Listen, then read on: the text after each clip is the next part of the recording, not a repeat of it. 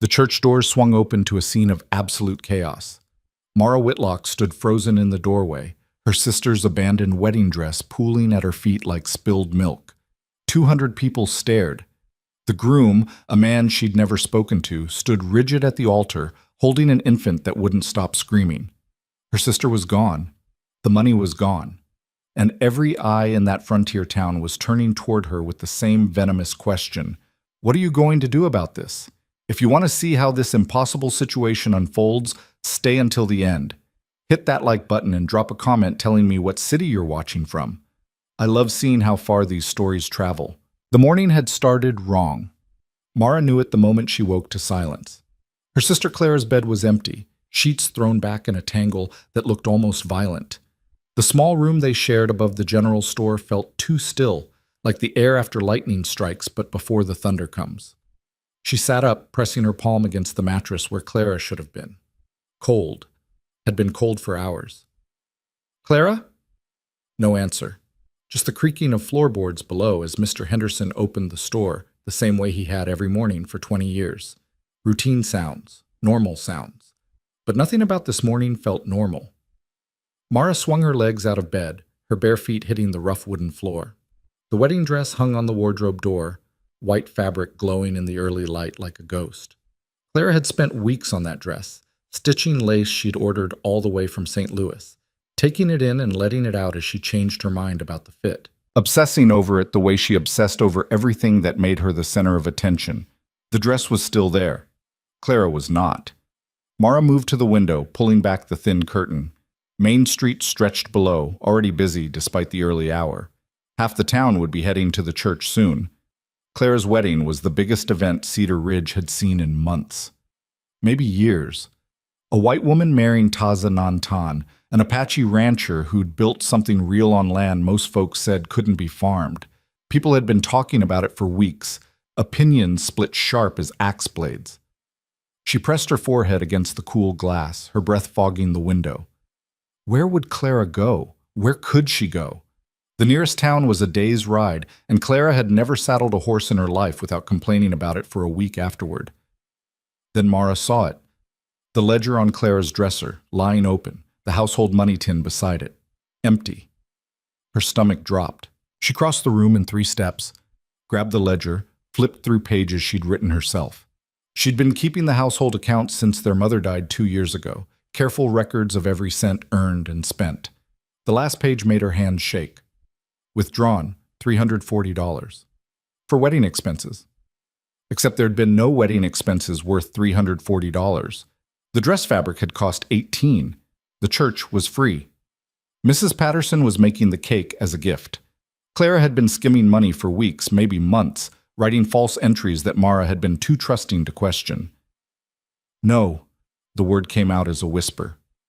No, no, no. She spun toward the wardrobe, yanked it open. Clara's traveling bag, the good leather one their father had bought her for her 18th birthday, was gone. Most of her everyday dresses, gone. The silver hairbrush, gone. The cameo necklace that had belonged to their grandmother, gone. But the wedding dress remained, hanging there like an accusation. Mara's mind raced. This wasn't a bride getting cold feet. This was planned, calculated. Clara had been planning to run, and she'd been stealing to fund it, and she'd waited until the very last moment to... A cry split the silence, high-pitched, angry, unmistakable. The baby. Mara ran to the corner where they'd set up the small cradle. Little Thomas, Clara's son, 3 months old, red-faced and furious, tiny fists waving. He'd been crying for a while. His face was blotchy, his swaddling blanket kicked off. Shh, shh. It's okay. Mara lifted him, and he was hot to the touch, probably hungry, definitely wet. She bounced him automatically, the motion she'd learned over the past 3 months of being more mother to this child than Clara had ever bothered to be. Clara had a baby, with Taza Nantan. That's why there was a wedding today. That's why a man who barely spoke had agreed to marry a woman who never stopped talking. That's why half the town had opinions they weren't shy about sharing, and now Clara was gone. What do I do? Mara asked the baby, who just screamed louder.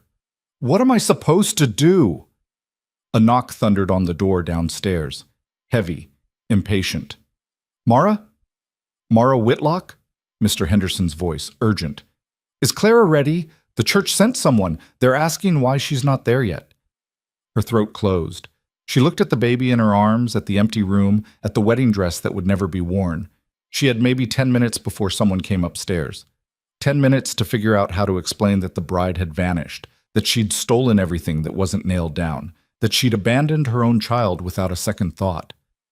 10 minutes before Mara's life became something she couldn't recognize. The church was packed. Mara stood in the small antechamber off the main sanctuary. Thomas quiet now in her arms. She'd fed him, changed him, wrapped him in the good blanket. She could hear the murmur of voices through the wall, 200 people waiting for a ceremony that wasn't going to happen. Reverend Matthews stood beside her, his usually calm face drawn tight with stress. "You're certain she's gone? Maybe she just went for a walk, needed to clear her head." "Her bag is gone. Her clothes, the money." Mara's voice came out flat. "She planned this." "But the baby." "I know. And Mr. Nantan is—" "I know." The Reverend ran his hand over his face. He was a good man, genuinely kind, but he looked like he wanted to be anywhere but here. "We have to tell them something. We can't just— People have been sitting there for 40 minutes. Some traveled since yesterday to be here." Mara shifted Thomas to her other arm. The baby looked up at her with dark eyes. Taza's eyes. She'd only seen the son a handful of times, always at a distance. He wasn't from town. He kept to his ranch, came in for supplies maybe once a month, spoke to no one unless he had to. Clara had met him at the harvest dance last fall, had talked about nothing else for weeks after. "He's different," Clara had said, eyes bright with that manic energy she got when she wanted something. "Not like the boys here. He's real." Real. What a word. Clara wouldn't know real if it bit her. "Miss Whitlock?" The Reverend was waiting. Mara took a breath. "I'll tell them." "You don't have to. She's my sister. It should come from me." It was the last thing she wanted to do. But someone had to. And if there was one thing Mara had learned in 22 years of being the forgettable Whitlock sister, it was that when things fell apart, she was the one who cleaned up the mess. The Reverend opened the door to the sanctuary. The murmuring stopped instantly. 200 faces turned toward her, curious, expectant, already starting to frown at the sight of her instead of Clara. The church was beautiful. Mrs. Patterson and her daughters had spent all yesterday decorating. Wildflowers in mason jars lined the windowsills. White ribbons hung from the pew ends. Someone had even found candles, lit them despite the morning sun streaming through the windows. And at the altar, standing perfectly still, was Taza Nantan. Mara's breath caught. She'd forgotten how tall he was, how broad. He wore a black suit that looked new, probably bought special for today. His dark hair was pulled back, revealing a face that could have been carved from stone. He wasn't handsome in any conventional way. His features were too harsh, too angular. But there was something about him that made it hard to look away. He was staring directly at her, not at the baby. At her. Mara forced herself to walk down the aisle. Every step echoed. She was intensely aware of her plain brown dress, her hair hastily pinned, the fact that she hadn't slept well in weeks because the baby kept waking and Clara would just put the pillow over her head and tell Mara to deal with it. She reached the front, stopped. The Reverend came to stand beside her, but it was Taza she had to look at. Up close, he was even more intimidating. Easily 6 inches taller than her, and she wasn't short. His face gave away nothing, but his hands, hanging at his sides, were clenched into fists. "Mr. Nantan," she started, her voice barely above a whisper. Then, louder, "I'm sorry. Clara is— She's gone. She left. I don't know where." Silence. Complete, suffocating silence. Then the whispers started. "Gone? What does she mean, gone? The baby. Is that the baby? She ran off today, on her wedding day? I knew it. I told you this was a bad idea." Poor man, humiliated in front of everyone. That family never did have any shame. The voices built, overlapping, getting louder. Mara felt her face burning. She tried to keep her eyes on Taza, but he wasn't looking at her anymore. He was staring past her, toward the back of the church, like you might see Clara materialize if he looked hard enough. She took money, Mara continued, because someone had to say it. A lot of money. And her things. She planned this. A gasp from somewhere in the crowd. Then, stole? She's a thief? Abandoned her own baby? What kind of woman? Trash. That whole family is trash, and Mara flinched. The baby shifted in her arms, making a small sound, and she held him closer. She wanted to defend Clara, to explain, to make this somehow less awful. But there was nothing to say. Clara had stolen, had abandoned her child, had humiliated this man, and wasted everyone's time. Mrs. Patterson stood up in the third row. Well, I suppose we should all just go home then. What a waste. Others started rising. The murmurs turned into full conversations. People shaking their heads, shooting looks at Mara that ranged from pity to disgust. She stood there, holding Thomas, feeling like she was made of glass and someone was about to throw a stone. Then Taza moved. He didn't speak. He just walked past her, toward the back of the church, his footsteps heavy on the wooden floor. Mara turned to watch him go, assuming he was leaving, that this nightmare was over and she could collapse somewhere private. But he stopped at the church doors, turned around. Everyone sit down. His voice wasn't loud, but it cut through the noise like a blade, and every person in that church froze. Sit down. They sat. Even Mrs. Patterson, who never did anything she didn't want to do, lowered herself back onto the pew. Taza walked back up the aisle. He stopped directly in front of Mara, so close she had to tilt her head back to see his face. His eyes were black, unreadable. You're her sister. It wasn't a question, but Mara nodded anyway. You've been taking care of the baby. Another nod. Her throat was too tight to speak. You work at the store, keep the books. Clara didn't do any of that. How did he know that? Had he been watching, asking questions? No, Mara managed. Clara didn't like numbers. Something flickered in his expression, almost like dark humor. Clara didn't like a lot of things. The church was so quiet, Mara could hear her own heartbeat. Taza looked at the baby in her arms, then back at her. What's your name? Mara. Mara, he repeated, like he was testing how it sounded. Then he turned to face Reverend Matthews. We're still having a wedding.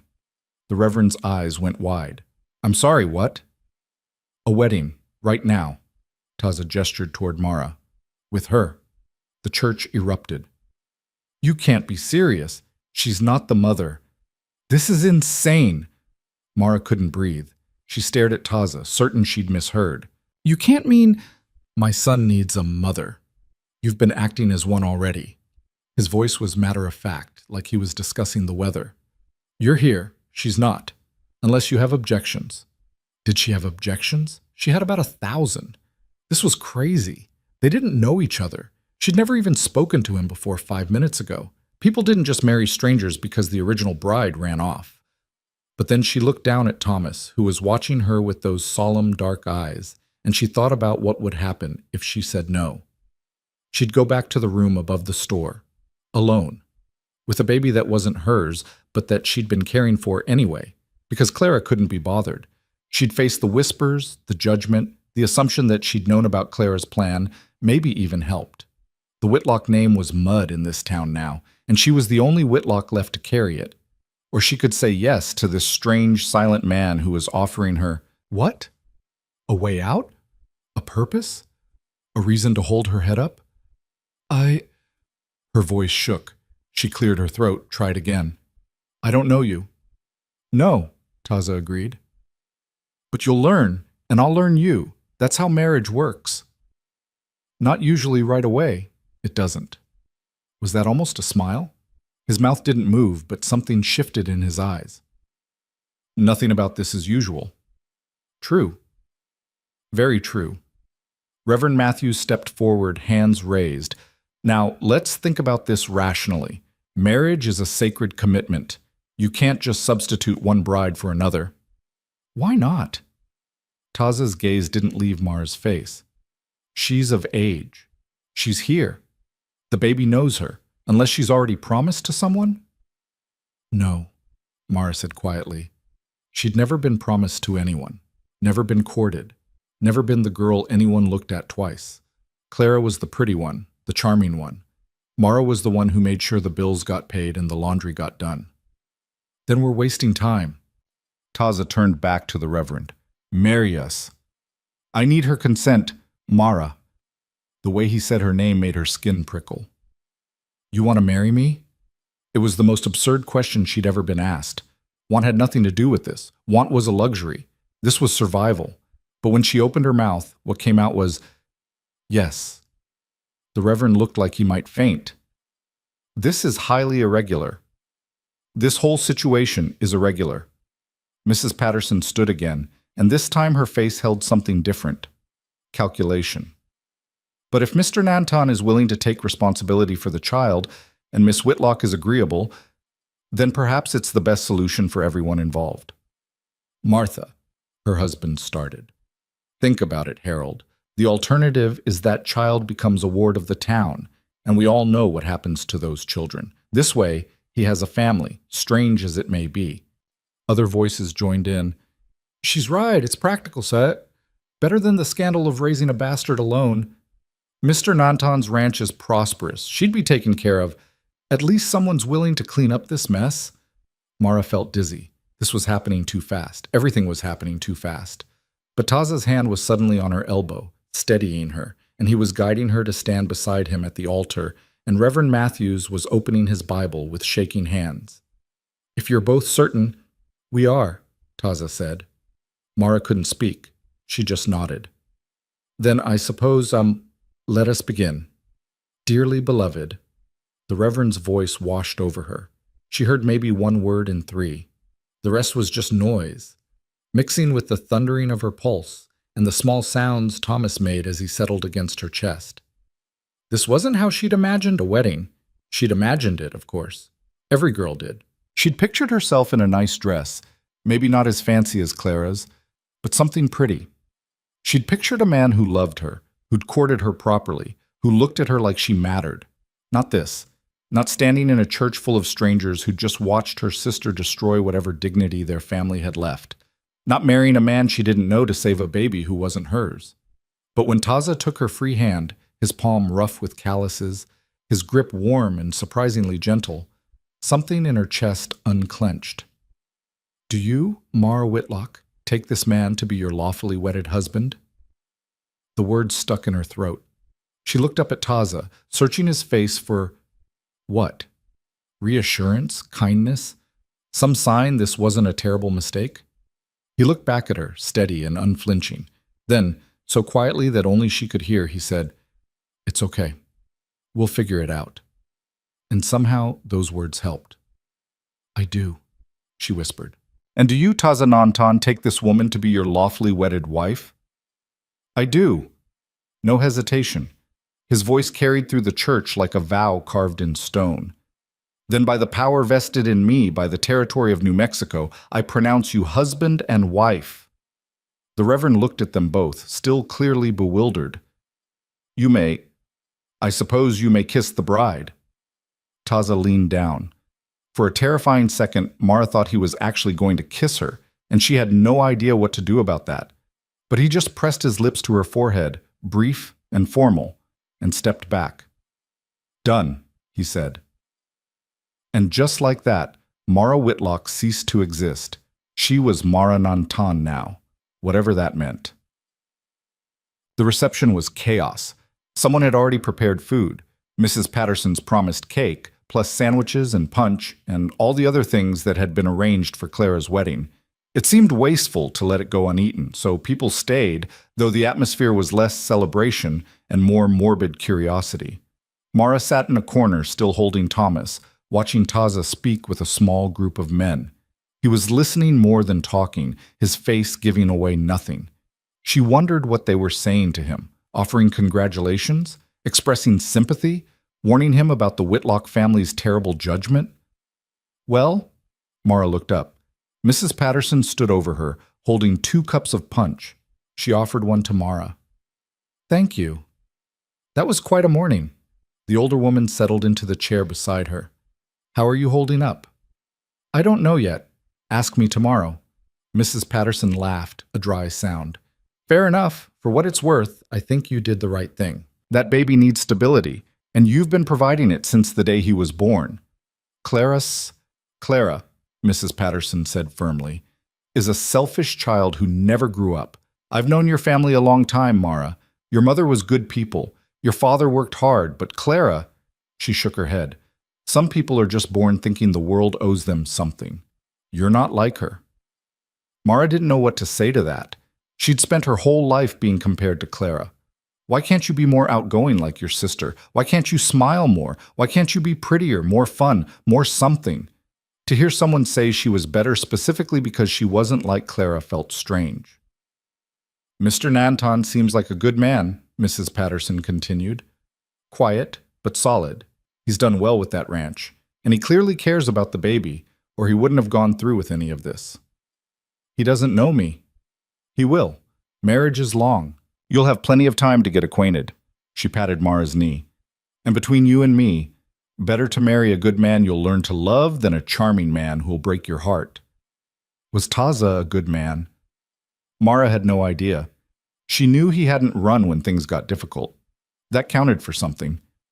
Across the room, Taza caught her eye. He said something to the men he was with, then walked over.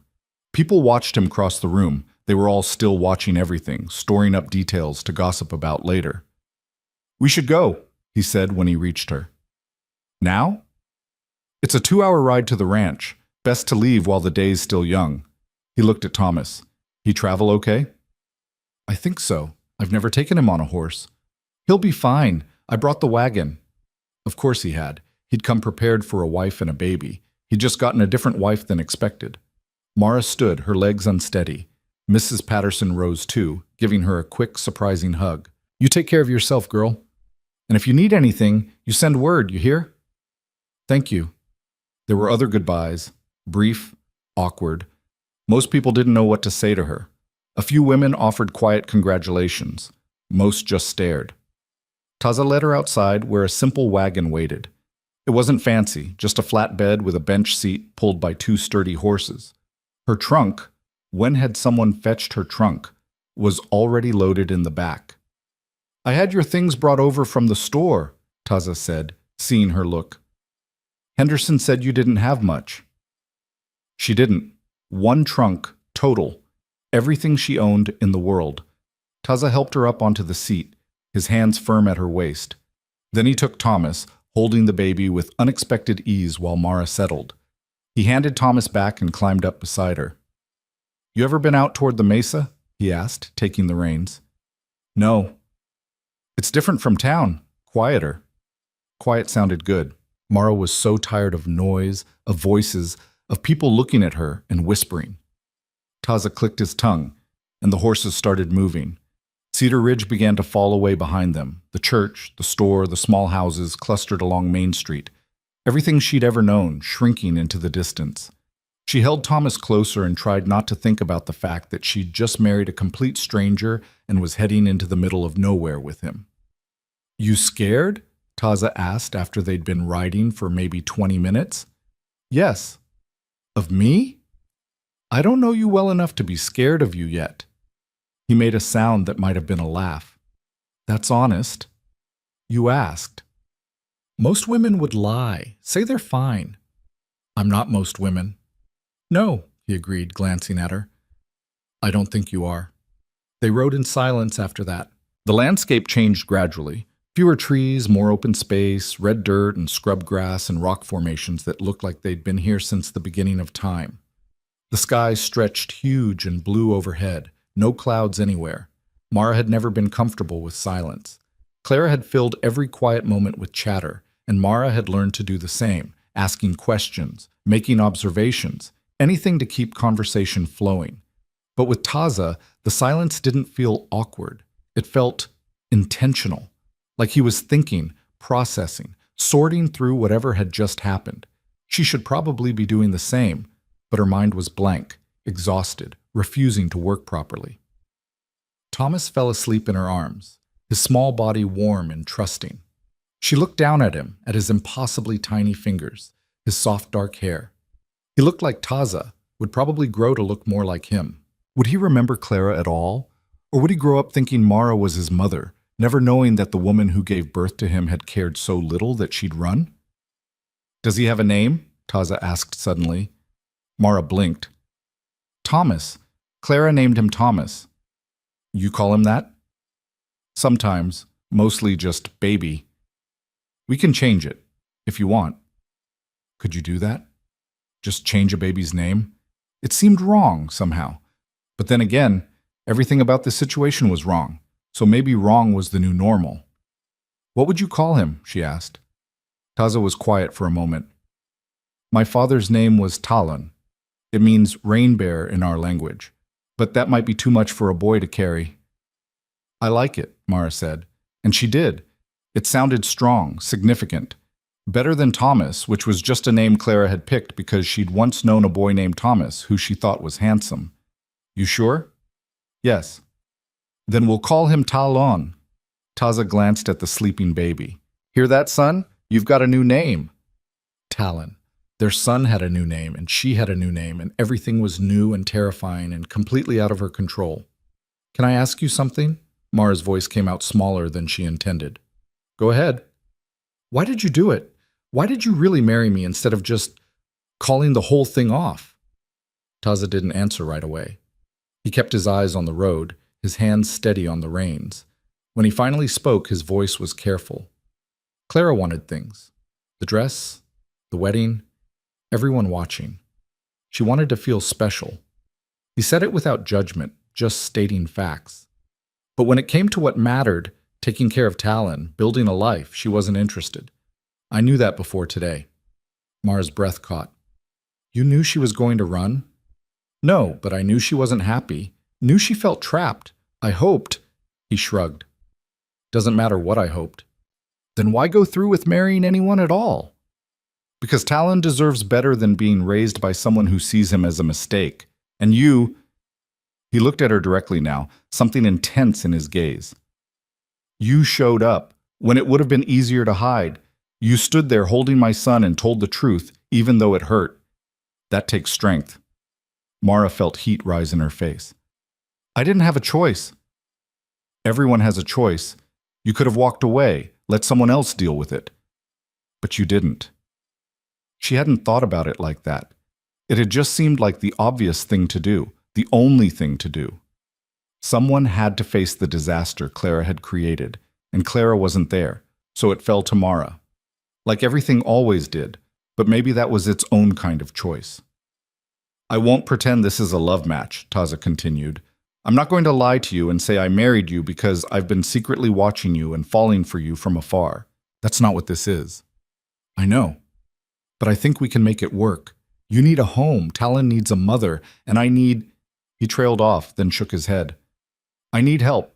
Running the ranch, raising him. I need a partner. A partner. Not a wife in the traditional sense. A partner.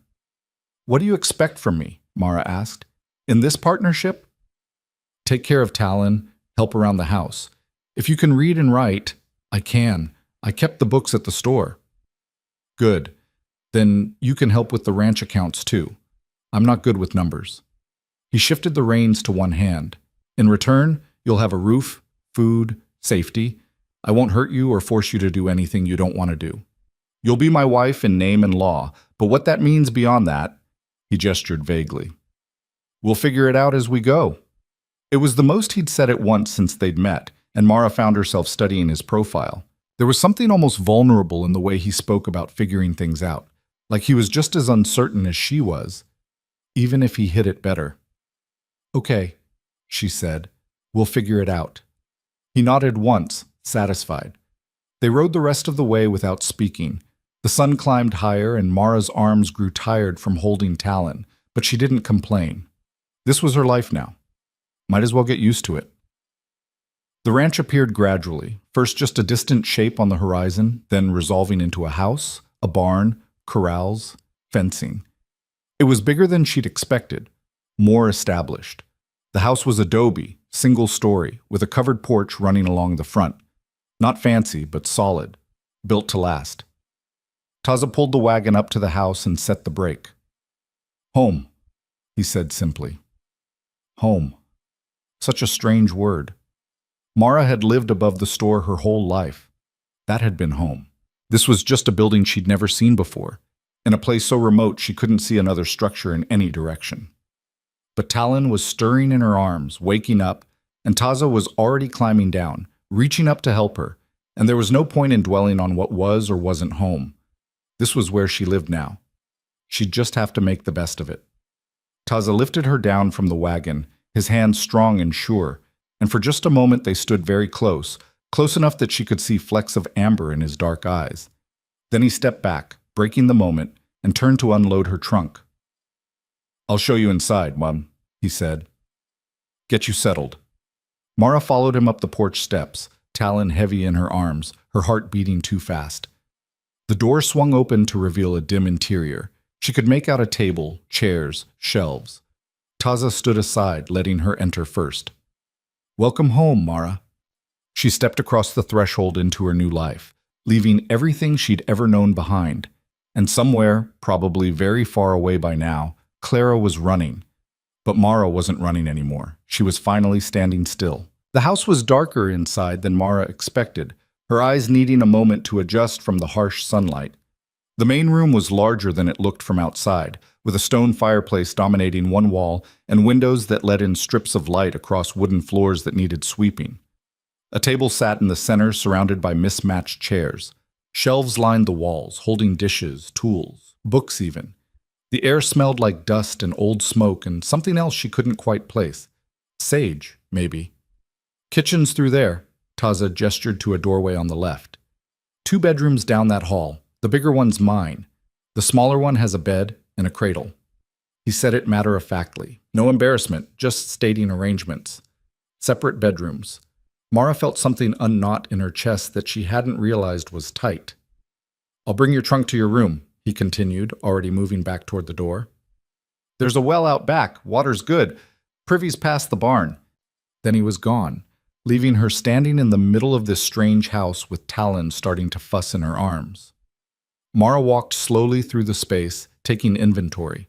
The furniture was rough but well made. Everything was functional, nothing decorative except for a woven blanket draped over the back of one chair. The pattern was Apache, she thought, geometric and precise. The dishes on the shelves were clean but few. Maybe 8 plates total. A handful of cups. This was a house built for necessity, not comfort. She found the smaller bedroom and nearly laughed. Smaller was generous. It was barely bigger than a closet, with a narrow bed pushed against one wall and a cradle that looked handmade wedged into the corner.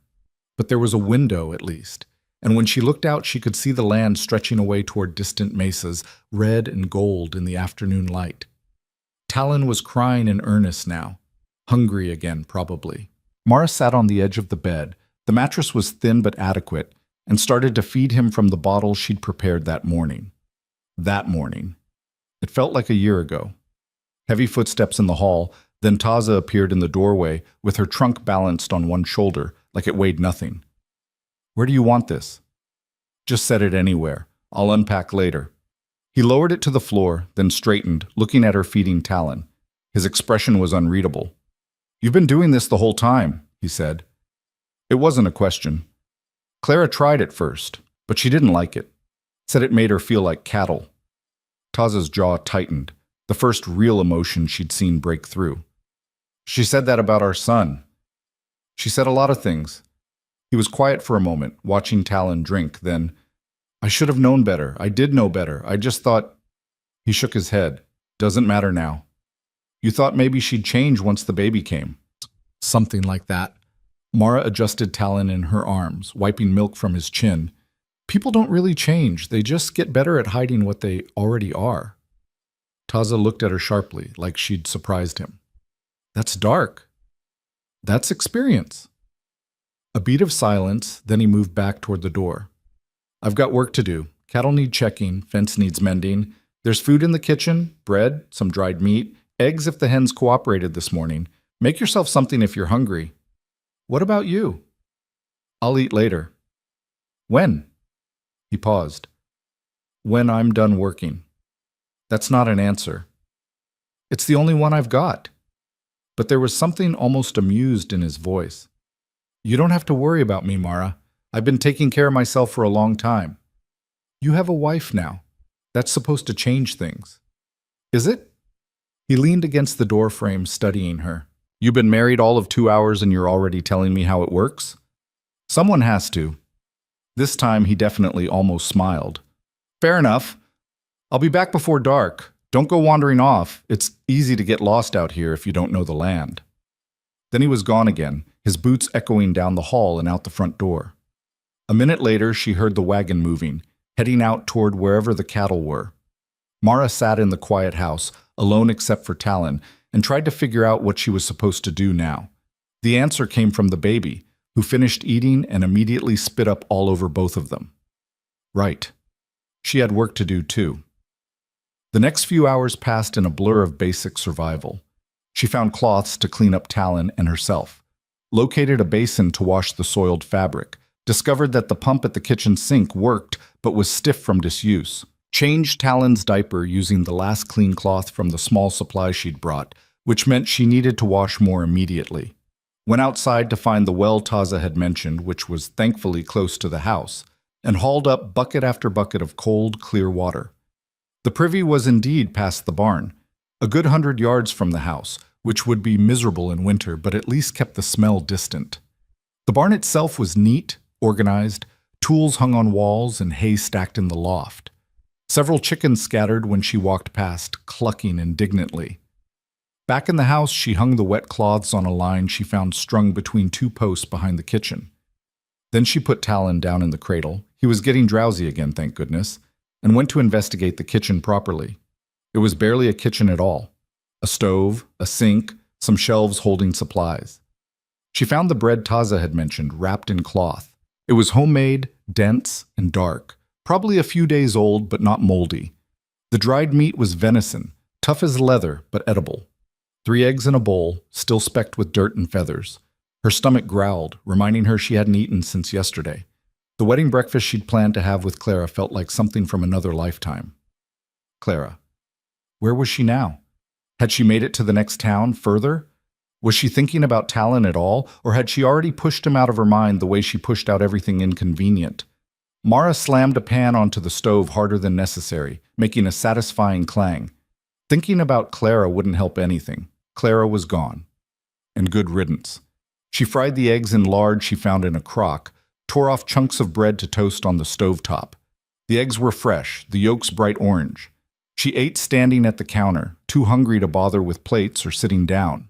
And it was the best meal she'd had in weeks. When Talon woke crying an hour later, she fed him again, changed him again, walked him around the house until he settled. The sun was lower now, painting the windows gold. Taza still wasn't back. Mara looked around the main room again, seeing it differently now, seeing what it could be instead of what it was. The floors needed sweeping badly. The windows were grimy with dust. The shelves were organized but sparse, like someone had bought exactly the minimum needed and nothing more. The whole place felt like a man had been living here alone, doing just enough to get by. She could change that. She found a broom in a corner, rough-hewn, handmade probably, and started sweeping. Dust rose in clouds, making her cough. How long since anyone had cleaned this place? Months, maybe. She swept it all toward the door, then outside, watching the wind catch it and carry it away. The windows next. She hauled more water, found rags, scrubbed at glass that hadn't been washed in who knew how long. Her arms ached. Her back hurt. But the windows cleared, letting in more light, and that felt like winning something small but important. Talon watched from his cradle, which she'd moved to the main room so she could keep an eye on him. He seemed content, occasionally waving his tiny fists at nothing. "You like it here?" she asked him. "Think we can make this work?" He blew a spit bubble at her. She chose to interpret that as yes. The sun was touching the horizon when she heard the wagon returning. She was in the kitchen, trying to figure out what she could possibly make for dinner from the limited supplies, when Taza's boots sounded on the porch. He came in and stopped, looking around. His gaze swept the swept floors, the clean windows, landed on her standing in the kitchen doorway. "You've been busy." "Place needed it." He set down the toolbox he was carrying, then walked slowly through the room, touching nothing but clearly seeing everything. When he reached the window, he ran his finger along the sill, checking for dust that was no longer there. "I meant to clean," he said quietly. "Just never seemed to have the time." "You have help now." He turned to look at her, backlit by the setting sun through the newly cleaned glass, and something in his expression made her breath catch. Not attraction, exactly. More like recognition. Like he was seeing her as a person for the first time, not just the solution to a problem. "Thank you," he said. 2 words. Simple. But they meant something. "You're welcome." She gestured toward the kitchen. "I was trying to figure out dinner. Options are limited." "There's more food in the cellar. I'll show you." He moved past her, opened a door she'd assumed was a closet. Stairs led down into darkness. "Careful, steps are steep." She followed him down into a surprisingly large space dug into the earth below the house. It was cool, almost cold, and lined with shelves holding preserved foods, jars of vegetables, dried beans, cornmeal, salt pork, even some canned peaches. "I stock up when I go to town," Taza explained. "Try to make trips only once a month if I can help it. This is more than I expected. Winter gets hard out here. Last year we got snowed in for 3 weeks straight. Can't run out of food when that happens." We. He'd said we, but last winter he'd been alone, hadn't he? Or had Clara been here already, pregnant and miserable? "The beans need soaking overnight," Mara said, focusing on the practical. "But I could make stew with the salt pork and some of these vegetables." "Sounds good to me. I'm not particular." They climbed back upstairs. Taza went to check on Talon, who was starting to fuss again, while Mara gathered supplies. She heard him talking to the baby, voice low and gentle, words she couldn't quite make out. When she glanced over, he had Talon against his shoulder, one large hand supporting the small head, and he was swaying slightly, the same rocking motion she used. He'd done this before, with Talon, she realized, while Clara was probably sleeping or complaining or finding excuses to be anywhere else. "You want to tell me about her?" Mara asked, starting to chop salt pork. "Clara, I mean, what happened between you two?" Taza was quiet long enough that she thought he might not answer. Then, "Met her at the harvest dance last year. She came up to me, started talking. Most people in town don't talk to me much." "Because you're Apache." "Half Apache. My mother was white. But yeah, that's part of it." He adjusted Talon in his arms. Clara didn't seem to care about that. Or she pretended not to. Either way, it was nice. Feeling like someone wanted to know me. Mara added the pork to a pot, started dicing preserved carrots. "She's good at that, making people feel special." "She is. Was. I don't know." He sighed. "We started seeing each other. She'd ride out here sometimes, or I'd meet her in town. It was good for a while. Then she told me she was pregnant." "How'd she tell you?" "Cried. Said she was scared, that people would judge her, that she didn't know what to do. So I said I'd marry her. Seemed like the right thing." The right thing. Mara poured water into the pot, set it on the stove. "Did you love her?" "I thought I might, or that I could learn to. She was bright, lit up a room, and I'd been alone a long time. Thought maybe it was time to build something more than just a ranch." "But she didn't want to build anything." "No." His voice went flat. "She wanted to be rescued. Wanted someone to take care of her, make all her problems go away. When she figured out that being a wife and mother meant work, meant sacrifice, meant putting someone else first," he trailed off. "She checked out. Stopped trying. Started talking about leaving." "And you let her?" "What was I supposed to do? Chain her to the house?" He shifted Talon to his other shoulder. "I told her if she wanted to go, she should go. But the baby stayed with me. I wasn't going to let her take my son and disappear." "So she left him behind." "Left both of us behind, though I think she planned to take him at first. That's why she kept stalling, changing her mind about when she'd leave. Couldn't figure out how to run away with a baby that needed constant care." Mara stirred the stew, anger bubbling up. "She's the worst kind of coward." "Yeah." Taza's voice was tired. "Yeah, she is." They were quiet after that, Taza walking Talon while Mara cooked. The stew came together slowly, filling the house with savory smells. She found plates, set them on the table along with what was left of the bread. It felt strange, domestic, setting a table for a husband she barely knew. When the food was ready, Taza put Talon down in the cradle. The baby had finally fallen asleep again, and they sat across from each other. The table was small enough that their knees almost touched underneath. Taza ate like he did everything else, efficiently, without comment. 3 bites in, though, he paused. "This is good. It's just stew. It's the first real meal I've had in this house in 6 months," and he took another bite. "Clara didn't cook, said she didn't know how." "She knew how. She just didn't want to." "You're not going to defend her at all, are you?" Mara met his eyes. "Would you want me to?" "No." He almost smiled. "No, I don't think I would." They finished eating in comfortable silence. When the plates were empty, Taza stood and started clearing the table before Mara could. "You cooked. I'll clean." "You've been working all day. So have you." He was already carrying dishes to the kitchen. "We're partners, remember? That means sharing the work." Partners. Right. She kept forgetting that part. Mara went to check on Talon, who was still sleeping peacefully. His little face was so calm, so trusting. She touched his soft cheek with one finger, feeling the warmth of his skin. "You're going to be okay," she whispered. "I promise." Behind her, she heard water running, the clank of dishes being washed. This was her life now. This house. This man. This baby. No going back. No other options. But maybe that was okay. Maybe not having options was better than having too many and choosing wrong. The days fell into a rhythm. Taza woke before dawn and was usually gone by the time Mara got up with Talon. He'd work the ranch, mending fences, checking cattle, maintaining equipment, and come back around noon for a quick meal. Then more work until dinner.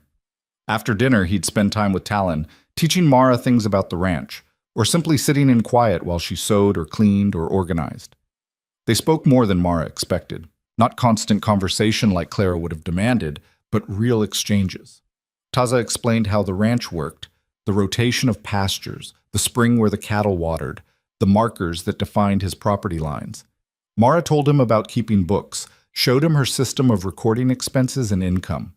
He was smart, she discovered, just not educated. He could read, but slowly. Numbers gave him trouble. But he remembered everything she told him, filing it away for later use. They learned each other's patterns. Taza liked his coffee strong enough to strip paint. Mara hated being touched before she'd fully woken up. Taza could go silent for hours when he was working something out in his head. Mara hummed when she was content, usually not even realizing she was doing it. Small things. Building blocks of knowing someone. 2 weeks in, Mara woke to the sound of hammering. She found Taza outside her window, building something. "What are you doing?" He didn't stop working. "Making you shelves. You said yesterday you needed somewhere to put Talon's things." She had said that, mentioned it in passing while folding the tiny clothes she'd sewn from fabric scraps. She hadn't expected him to remember, let alone act on it. "You don't have to." "I know I don't have to. I want to." He fit 2 boards together, checking the angle. "You've been making this place a home. Least I can do is help." The shelves were finished by afternoon, installed in her small room with enough space for clothes, blankets, the growing collection of things a baby needed. They weren't fancy, but they were sturdy and well made, the wood sanded smooth so there were no splinters. "Thank you," Mara said, running her hand along the edge. "You keep saying that. You keep doing things worth thanking you for." He looked at her, something shifting in his expression. "You make it sound like basic decency is rare." "In my experience, it is." He held her gaze for a moment, then nodded like she'd confirmed something he'd suspected.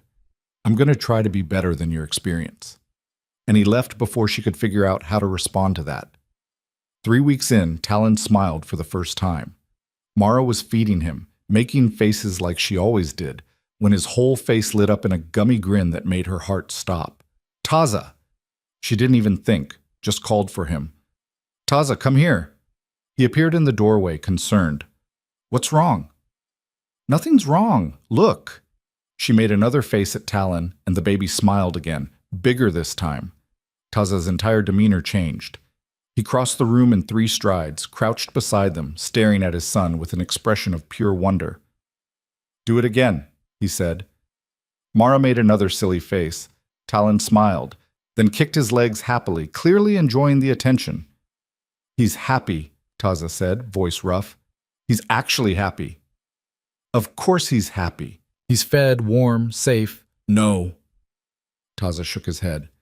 "When Clara had him, he cried all the time. Constant. I thought maybe something was wrong with him, that he was sick or in pain, but he was just miserable because she was miserable. And now—" He touched Talon's tiny hand, and the baby grabbed his finger. "Now he smiles." Mara felt something crack open in her chest. Babies know when they're loved. "Yeah." Taza looked up at her, and his eyes were bright with unshed tears. "They do." That night, after dinner, Taza didn't go straight to his room like usual. Instead, he sat at the table while Mara washed dishes, clearly working up to something. "What?" she finally asked. "I need to go to town tomorrow, stock up on supplies before winter starts settling in." He paused. "I want you to come with me." Mara's hands stilled in the water. She hadn't been back to town since the wedding. Hadn't even thought about it. The idea of facing all those people, all those stares and whispers, I don't know if that's a good idea. They're going to talk no matter what. Might as well show them you're not hiding. "I'm not hiding, I'm just hiding," he said firmly. "And I get it. What happened was humiliating, but you didn't do anything wrong, Mara. Clara did. You're just living with the consequences of her choices, same as me." "Easy for you to say. You didn't grow up there. They're not your neighbors, you're—" "My what? Friends?" He raised an eyebrow. "Those people were never your friends. If they were, they wouldn't have blamed you for what Clara did." He was right. She knew he was right. But knowing didn't make the idea of walking down Main Street any easier. "Besides," Taza continued, "you need to be known as my wife, officially, not just the woman who filled in when the real bride ran off. I am the real bride. We're legally married. Then act like it. Come to town with me. Let people see us together." He stood, moved closer. "I'm not asking you to hold my hand or pretend we're madly in love. Just be present, that's all." Mara dried her hands on a cloth, thinking. He was right about needing to establish her place, right about the gossip only getting worse if she hid. But the thought of facing Mrs. Patterson, the Reverend, all the people who'd watched her marry a stranger. What if they're cruel? "Then we leave. Simple as that." His voice was steady, certain. "But I won't let anyone disrespect you.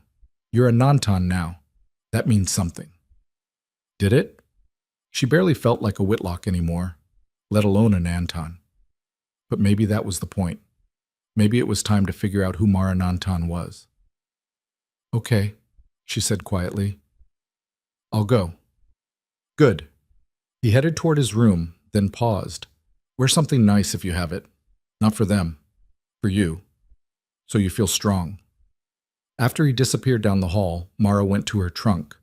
At the very bottom, wrapped in paper, was a dress she'd made 2 years ago. Dark green, simple, but well-fitted, with small buttons down the front.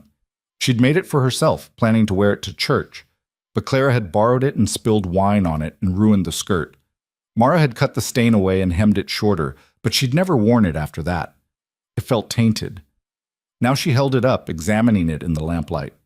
It was actually prettier this way, she thought, less fussy, more practical.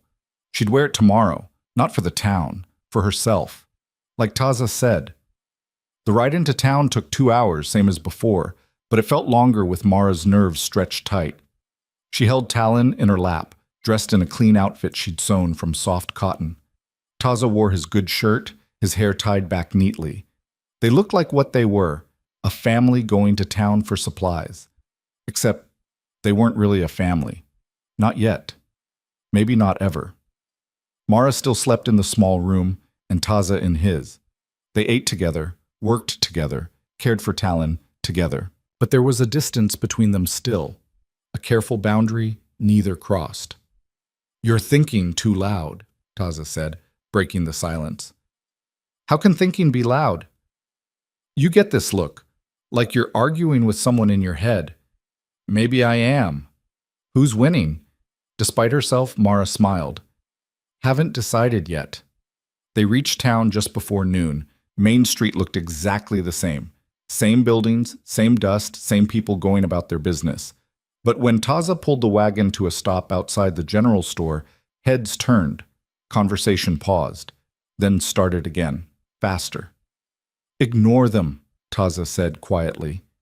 He climbed down, came around to help Mara. His hands were steady on her waist as he lifted her down, and he kept one hand at the small of her back as they walked toward the store. The touch was small, probably meant to be reassuring, but it sent electricity through her spine. She forced herself to breathe normally. Mr. Henderson looked up as they entered, his expression carefully neutral. Mr. Nantan, Mrs. Nantan. Mrs. Nantan. The name still sounded foreign. Need to stock up for winter, Taza said. I've got a list. Of course. Henderson took the paper Taza offered, scanning it. This'll take me a bit to put together. You folks want to come back in an hour? We'll wait. They ended up at the small cafe across the street, the only place in town to get a hot meal besides the saloon. Mara hadn't been inside in months. It was expensive, and Clara had always said it was beneath them.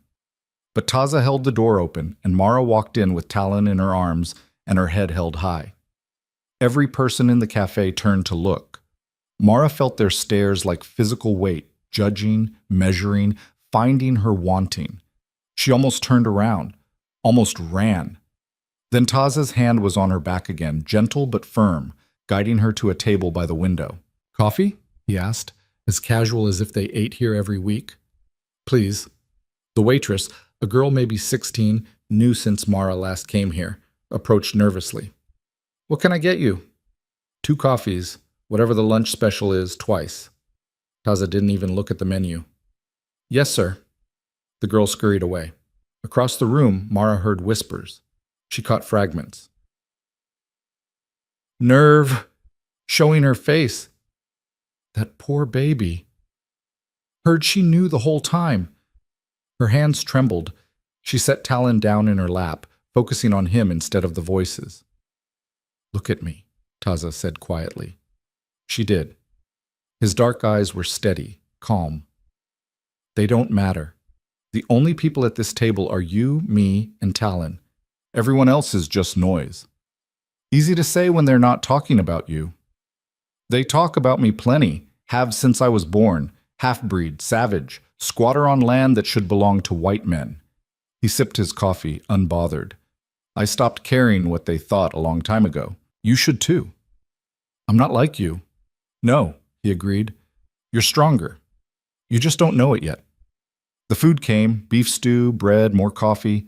It was good, better than Mara expected. They ate quietly, Taza occasionally making faces at Talon to keep the baby entertained. Halfway through the meal, the cafe door opened and Mrs. Patterson walked in. Mara's stomach dropped. The older woman spotted them immediately. For a long moment, she just stood there, her expression unreadable. Then she walked straight to their table. Mr. Nantan, Mara. She nodded to each of them. Mrs. Patterson, Taza said evenly. I heard you were in town. Wanted to say hello. She looked at Talon and her face softened. My goodness, he's grown. May I? Mara hesitated, then held the baby up. Mrs. Patterson took him with practiced ease, bouncing him gently. He looks healthy, happy. He is, Mara said. That's good. That's very good. Mrs. Patterson looked at her directly. I've been meaning to ride out to your place, check on you, make sure you're settling in all right. You don't need to do that. Maybe not. But I'd like to anyway. She handed Talon back. You're doing a good thing raising this boy. Don't let anyone tell you different. Then she was gone, moving to her own table, leaving Mara staring after her in confusion. What just happened? Mara asked. Approval, Taza said. Mrs. Patterson runs half this town. If she says you're doing right, others will follow. Just like that? Just like that. He finished his stew. People are sheep, Mara. They follow whoever seems most certain, and that woman is nothing if not certain. The rest of the meal passed without incident. They collected their supplies from Henderson, loaded the wagon, and headed home. As they left town, Mara looked back once. seeing Main Street fade into distance. It hadn't been as terrible as she feared. Not easy, but survivable. Maybe that was enough. "You did good," Taza said as they rode. "I didn't do anything. You showed up. That's doing something." The sun was setting by the time they got home, painting the sky in shades of orange and purple that seemed impossible. Taza unloaded supplies while Mara fed Talon and started dinner. The routine was familiar now, comfortable. After dinner, Taza pulled out the ranch ledger. "Show me again how you organize the expenses." They spent an hour going over numbers, Mara explaining her system while Taza listened with complete focus. He was better with figures than he thought, she realized. He just needed someone to explain them in a way that made sense. "You're good at this," she said as he correctly calculated the feed costs for the month. "I have a good teacher." Their eyes met across the table and something passed between them. Recognition, maybe. Or just the simple acknowledgement that this was working. This strange arrangement, this marriage of necessity. Against all odds, it was actually working. Later, after Talon was asleep and Taza had gone to bed, Mara stood at her window looking out at the dark land. Somewhere out there, Clara was living her life. Free. Unburdened. And Mara was here, tied to a ranch, and a man and a baby that weren't hers by blood. But for the first time since the wedding, she didn't feel trapped. She felt like maybe, possibly, she was exactly where she needed to be. Winter came early that year, arriving in October with frost that killed the last of the garden vegetables and winds that cut through clothing like they had intent. Mara spent her days preparing, preserving what food she could, sewing warmer clothes for Talon, checking and rechecking their supplies against Taza's estimates of what they'd need. "You're worrying again," Taza said one morning, finding her in the cellar counting jars for the third time. "I want to make sure we have enough. We have plenty. More than enough." He climbed down the stairs, took the jar from her hands. "Mara, look at me." She did. His face was serious but not unkind. "We're not going to starve. We're not going to freeze. I've been through 7 winters out here, and this is the best stocked I've ever been." He set the jar back on the shelf. "You've done good work. Stop second-guessing yourself." "I just don't want to mess this up." "Mess what up? You've turned this place into an actual home. Talon's thriving. The books are organized better than they've ever been. What exactly do you think you're messing up?" She didn't have an answer for that. Or rather, she did, but it was too complicated to explain. The constant fear that this was temporary, that she'd wake up one day and find out it was all a mistake, that she didn't actually belong here. "Come on," Taza said, taking her hand. "There's something I want to show you." He led her outside and around the house to the east side where she rarely went. There, built against the wall and covered with a tarp, was something large and rectangular. Taza pulled the tarp back, revealing a wooden frame with glass panels. A greenhouse. "I've been working on it in the evenings," he explained. "Thought you might want to grow things year-round. Herbs, maybe some vegetables. My mother used to do this, said it kept her sane during the long winters." Mara stared at the structure. It wasn't finished. The glass needed securing, the door still needed to be hung, but it was real, solid, built for her. "When did you have time to do this?" "I make time." He ran his hand along the frame, checking the joints. "Should be done in another week or so. Then you can start planting before the hard freeze sets in." Her throat felt tight. "You didn't have to—" "Stop saying that." He turned to face her, and there was something intense in his expression. "You keep acting like basic kindness is some extraordinary thing. It's not. You're my wife. This is your home. Why wouldn't I build you something to make it better?" "Because most men wouldn't." "Then most men are idiots." He said it so flatly that she almost laughed. "Look, I'm not trying to win your affection or trick you into something. I just figure if we're going to be stuck together, might as well make it tolerable." "Is that what this is? Tolerable?" He was quiet for a moment, studying her face. "I think it's better than tolerable. Don't you?" She did. That was the terrifying part. Somewhere in the past 6 weeks, this arrangement had shifted from survival to something else. Something that felt dangerously close to comfortable. "Yeah," she admitted quietly. "I do." A smile tugged at the corner of his mouth. "Good. Now get back inside before you freeze. I need to check the north fence before the weather turns." He left before she could respond, striding toward the barn with that long, easy gait she'd come to recognize. Mara stood in front of the greenhouse for a long moment, touching the smooth wood, imagining it full of green growing things in the dead of winter. Then Talon started crying inside, and she hurried back to the practical reality of a baby who needed changing. The sickness started with the older cattle. Taza noticed it first, 2 cows moving slowly, not grazing properly. By the next day, 4 more showed the same signs: listless, not eating, standing apart from the herd. "What's wrong with them?" Mara asked, standing at the fence while Taza examined one of the sick animals. "Don't know yet. Could be blackleg, could be something they ate." He checked the cow's eyes, felt along her neck. "But it's spreading." "How bad?" "If it's blackleg and I don't stop it, I could lose half the herd." His voice was calm, but she could hear the tension underneath. "That's a year's income gone." Over the next 3 days, Taza barely slept. He separated the sick cattle, tried different remedies, consulted a veterinary guide that had belonged to his father. Nothing worked. More animals got sick. The ones who were sick first started dying. Mara watched him push himself to exhaustion, and it scared her more than the dying cattle. He'd come in after dark, eat whatever she'd kept warm for him, then go right back out. His eyes were bloodshot, his movements increasingly jerky. "You need to rest," she said on the 4th night, physically blocking his path to the door. "I need to save my herd." "You're not going to save anything if you collapse." She crossed her arms. "Sit down, eat, sleep for at least 4 hours. Then you can go back out."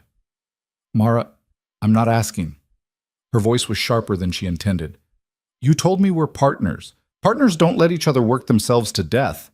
He looked like he might argue. Then his shoulders sagged and he sank into a chair at the table. "I don't know what else to do. I've tried everything." "Tell me the symptoms again. All of them." "Why? You're not a veterinarian."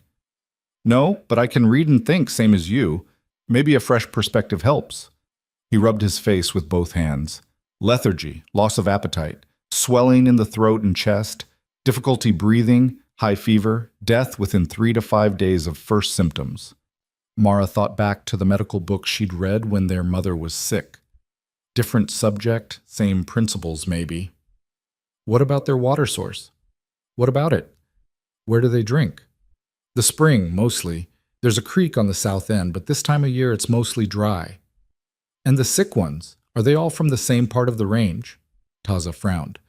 Now that you mention it, yeah, they're mostly from the south pasture. So they're all drinking from the creek. But the creek's almost empty. There's barely any water. He stopped, eyes widening. Stagnant water, bacteria. Could that cause this? It could, if there's something dead upstream, contaminating what little water is left. He stood abruptly. I need to check the creek. Now. It's pitch dark out there. I'll bring a lantern. Then I'm coming with you. Mara, you don't need to. Stop telling me what I don't need to do. She was already moving toward her coat. Talon's asleep. We won't be gone long. And if you're right about this, you're going to need help. He looked at her for a long moment, something shifting in his expression. Then he nodded. All right, let's go. They saddled 2 horses, faster than the wagon, and rode south with lanterns casting weak circles of light in the darkness. The wind had picked up, cold and sharp, promising worse weather to come. Mara's fingers were numb within minutes despite her gloves. The creek was indeed nearly dry, just a thin trickle of water winding between rocks. Taza dismounted and started walking upstream, holding his lantern high. Mara followed, leading both horses. They found it a quarter-mile up, a dead deer, half submerged, bloated and rotting. The smell was overwhelming even in the cold air. There, Taza said grimly. That's what's killing them. How long has it been here? Week, maybe more. He handed Mara his lantern and waded into the creek, grabbing the carcass by the legs. The deer was heavy, waterlogged, and he had to drag it out in stages. What do we do now? Mara asked. Burn it, then I need to divert the cattle away from this water source completely. He was breathing hard from the effort. And pray the ones who are sick can recover now that they're not being constantly re-exposed. They burned the deer right there, the flames seeming small and inadequate against the vast darkness. But Taza watched it burn completely, making sure nothing remained that could contaminate the water. "Will this work?" Mara asked. "I don't know. Maybe. If I caught it in time." He stared at the dying fire. "I should have checked the water first. That's basic. I just didn't think you were focused on the symptoms, trying to treat the disease instead of finding the source. That's no excuse. It's a reason. There's a difference." She moved closer, drawn by the fire's warmth. "You can't think of everything all the time, Taza. You're not perfect." "I need to be. But this ranch is all I have, all we have. If I lose it, you're not going to lose it." She said it with more confidence than she felt. "We found the problem. Now we fix it." He looked at her, the firelight playing across his face, making his features seem sharper, almost otherworldly. "When did you get so certain about things?" "When I married you, I guess." The words came out before she could stop them, surprising them both. The wind gusted, sending sparks flying. Taza caught her elbow, steadying her, and for a moment they stood very close, close enough that she could feel the heat radiating from him despite the cold. "We should get back," he said, his voice rough. "Check on Talon." They rode home in silence, but it was a different kind of silence than before. Charged, somehow. Full of things neither of them was ready to say. Over the next week, the sickness stopped spreading. The cattle who were already sick either recovered or died. They lost 12 total, a painful number but not catastrophic. Taza moved the herd to different pastures, set up new water stations, worked himself ragged making sure it didn't happen again. And Mara watched the sky, noting the way the clouds gathered thick and dark to the west. Storm coming. A big one, judging by the pressure in the air. She mentioned it to Taza over dinner. "I know," he said. "Been watching it too. Should hit tomorrow, maybe the day after." "How bad?" "Bad enough. We might lose power if the wind gets too strong." He ate another bite of the venison stew she'd made. "I'll bring extra wood up to the house. Make sure the animals are secure. We'll be fine." The storm arrived the next evening with a violence that shocked Mara, even though she'd been expecting it. The wind hit first, battering the house so hard the walls shook. Then came rain, not falling so much as being thrown sideways, hammering against the windows like it was trying to get in. Taza had been right about the power. The lamps flickered and died within the first hour, leaving them dependent on candles and the fireplace. He'd brought in enough wood to last days, stacked it neatly by the hearth. "This is normal?" Mara asked, holding Talon close. The baby was fussy, disturbed by the noise. "For out here, yeah. Desert storms are different. They come hard and fast." Lightning flashed, illuminating the room for a brief second. Could last a few hours or a few days. No way to tell. The temperature dropped fast. Even with the fire roaring, the house grew cold. Mara added blankets to Talon's cradle, tucked him in carefully. He finally settled, exhausted from crying. Outside, something crashed. Metal on metal, loud even over the storm. Taza swore and headed for the door. "Where are you going?" That was the barn door. If it tears off, the whole structure could collapse. "I need to secure it." "You can't go out in this." "I have to." He was already pulling on his heavy coat. "Stay inside, keep the fire going." Then he was gone, swallowed by the storm. Mara stood at the window, trying to see him, but the rain was too thick. Just darkness and water and wind. Minutes passed. 5, 10, 15. Mara paced, her anxiety building.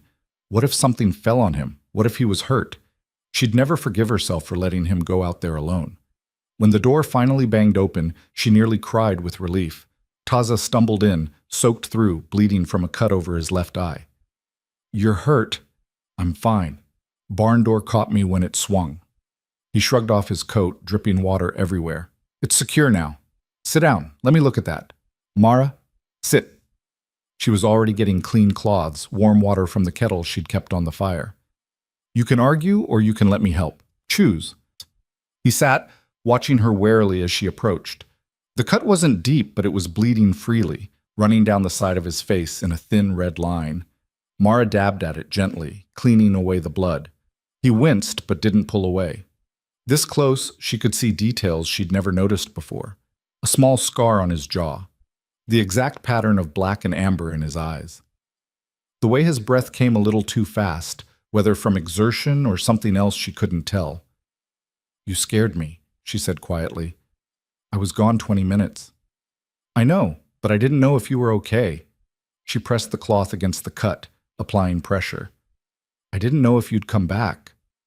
"I always come back." "Everyone says that. My father said that every time he went out, and then one day he didn't." Taza's hand came up, covering hers where it pressed against his forehead. "I'm not your father, and I'm not leaving you alone out here." The storm raged outside, shaking the house, but inside this small circle of firelight, everything felt still.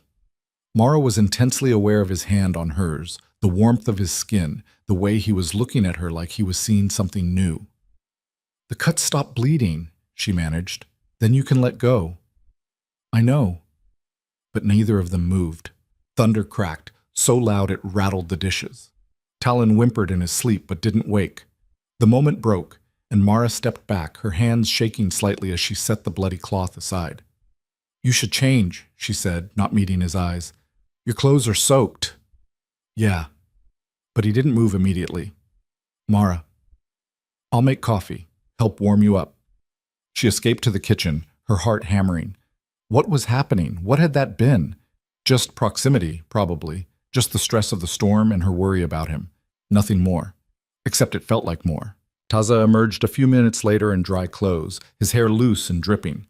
He'd washed the blood off his face, leaving just a small cut visible at his hairline. He looked different with his hair down, younger somehow, less guarded. Mara handed him coffee, and he wrapped both hands around the cup, absorbing the warmth. "Thank you," he said, "for patching me up." "You're welcome." They sat at the table, the storm still howling outside. Neither seemed to know what to say. The easy rhythm they'd developed over the past weeks felt disrupted, replaced by something uncertain and charged. "Can I ask you something?" Mara finally said. "Always. Why did you really choose me? That day at the church?" She met his eyes. "You said I showed up and told the truth, but that's not enough reason to marry someone." Taza was quiet for a long time, staring into his coffee. When he spoke, his voice was low. "I knew before the wedding." "Knew what?" "That Clara was planning to run. I didn't know when, didn't know she'd take the money. But I knew she was looking for an out." He set the cup down. 2 days before the wedding, I saw you in town. You were at the store, dealing with some man who was yelling about a bill. Clara was there too, watching, doing nothing, and you just handled it. Calm, firm, got the situation resolved without it turning into a fight. Mara remembered that. Mr. Peterson, drunk and angry about charges he swore he didn't owe. She'd had to get the ledger and show him each entry, talking him down until he finally left. "I watched you," Taza continued, "and I thought, that's someone who doesn't run from hard things. That's someone who stays." He looked at her directly. "When Clara didn't show up at the church, part of me was relieved, because it meant I had a chance to ask you instead." Her breath caught. "You planned it? The whole thing?" "No, I didn't plan anything. I just saw an opportunity and took it." He leaned forward, elbows on the table. "I know that sounds calculated. Maybe it was. But I needed a mother for Talon, and I needed someone who wouldn't bail when things got tough. You'd already proven you were that person. You didn't know me. I knew enough, and everything since has just confirmed it." His hand moved across the table, not quite touching hers, but close. "You're stronger than you think you are, Mara. Stronger than Clara ever was. Stronger than most people I've met. I don't feel strong. I feel like I'm barely holding things together most days. That's what strength is. Not having it all figured out, just refusing to quit." He did touch her hand then, just his fingers against hers. "You could have said no at the church. Could have walked away, let someone else deal with the mess. But you didn't. You stood there with my son in your arms, and you married a stranger because it was the right thing to do. Or because I was scared and had nowhere else to go. Maybe. But you're still here, still working, still caring for Talon, still fixing my mistakes." He gestured toward the window. "You spotted that the water was the problem when I was too close to see it. You saved the ranch, Mara. Not me. You." The weight of what he was saying pressed against her chest. She'd been thinking of herself as just filling a role, doing what needed to be done. But he saw it differently. He saw her as essential. "I don't know what to say," she whispered. "You don't have to say anything." But his fingers tightened slightly on hers. "I just wanted you to know. You're not here by default or because I had no other choice. You're here because I chose you. And given the chance to do it over, I'd choose you again." Lightning flashed, throwing sharp shadows across his face. In that brief illumination, Mara saw something in his expression that made her pulse race. Not just gratitude or respect. Something deeper. Something that mirrored the confusing knot of feelings in her own chest. "Taza, Thunder drowned out whatever she was going to say. The house shook, and somewhere outside there was a tremendous crash. Then another sound, rhythmic, urgent, banging on the door. They both jumped up. Taza grabbed the rifle from above the mantel. When had he put that there? And approached the door cautiously. "Who's there?" "Help!" A man's voice, barely audible over the storm. "Please, I need help." Taza glanced at Mara, who nodded. He opened the door. A man stumbled in, soaked and shivering, maybe 30 years old with a face Mara didn't recognize. He was leading a horse, equally bedraggled. "Thank God," the man gasped. "My wagon overturned about 2 miles back. Horse broke loose. I've been walking for over an hour." "Get inside," Taza said immediately, pulling the horse in too.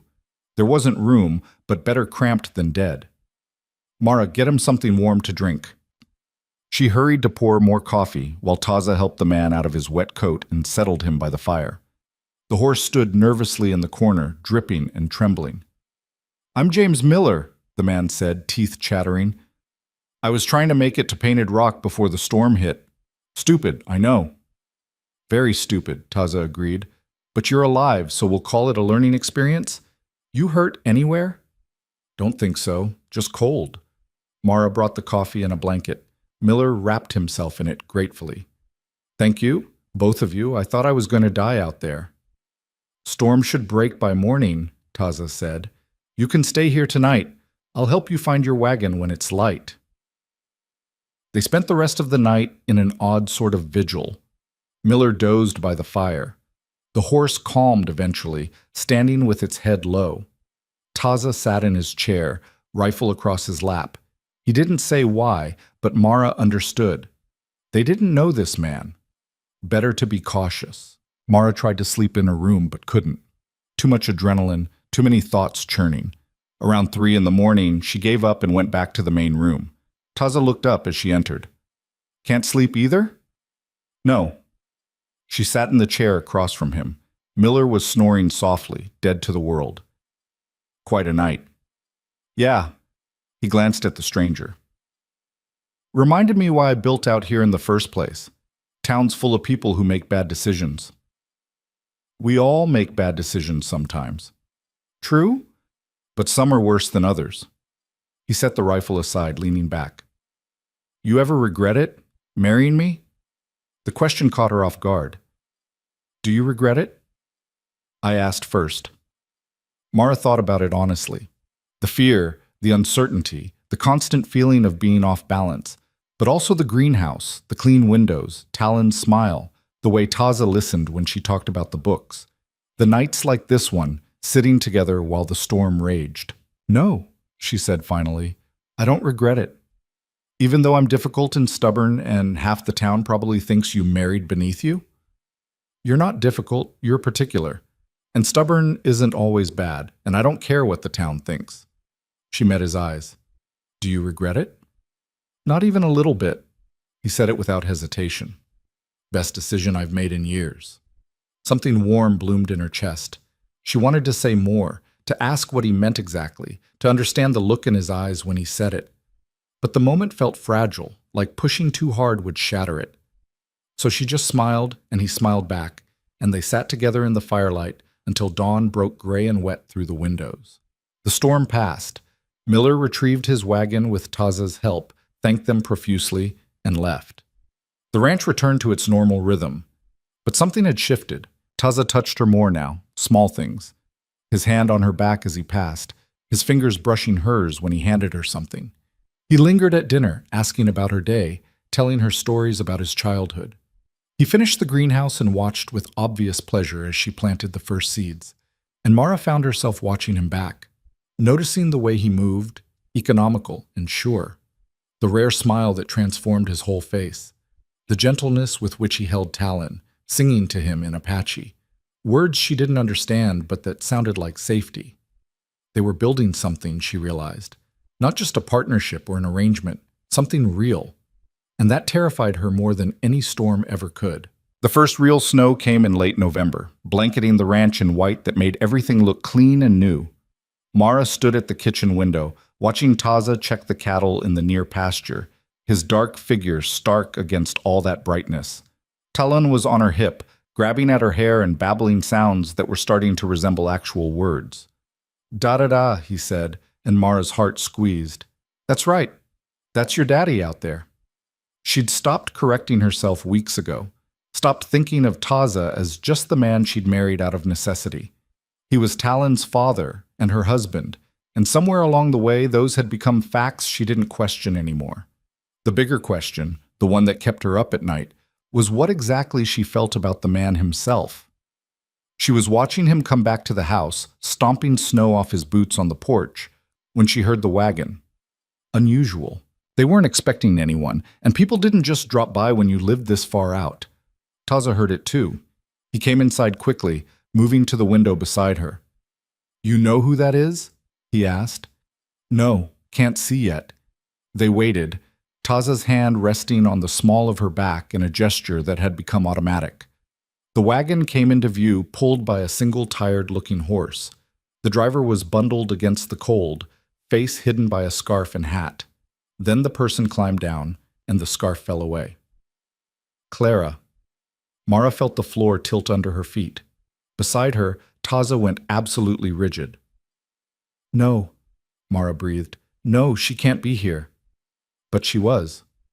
Clara, thinner than before, her face drawn and pale, her fancy traveling dress dirty and torn at the hem.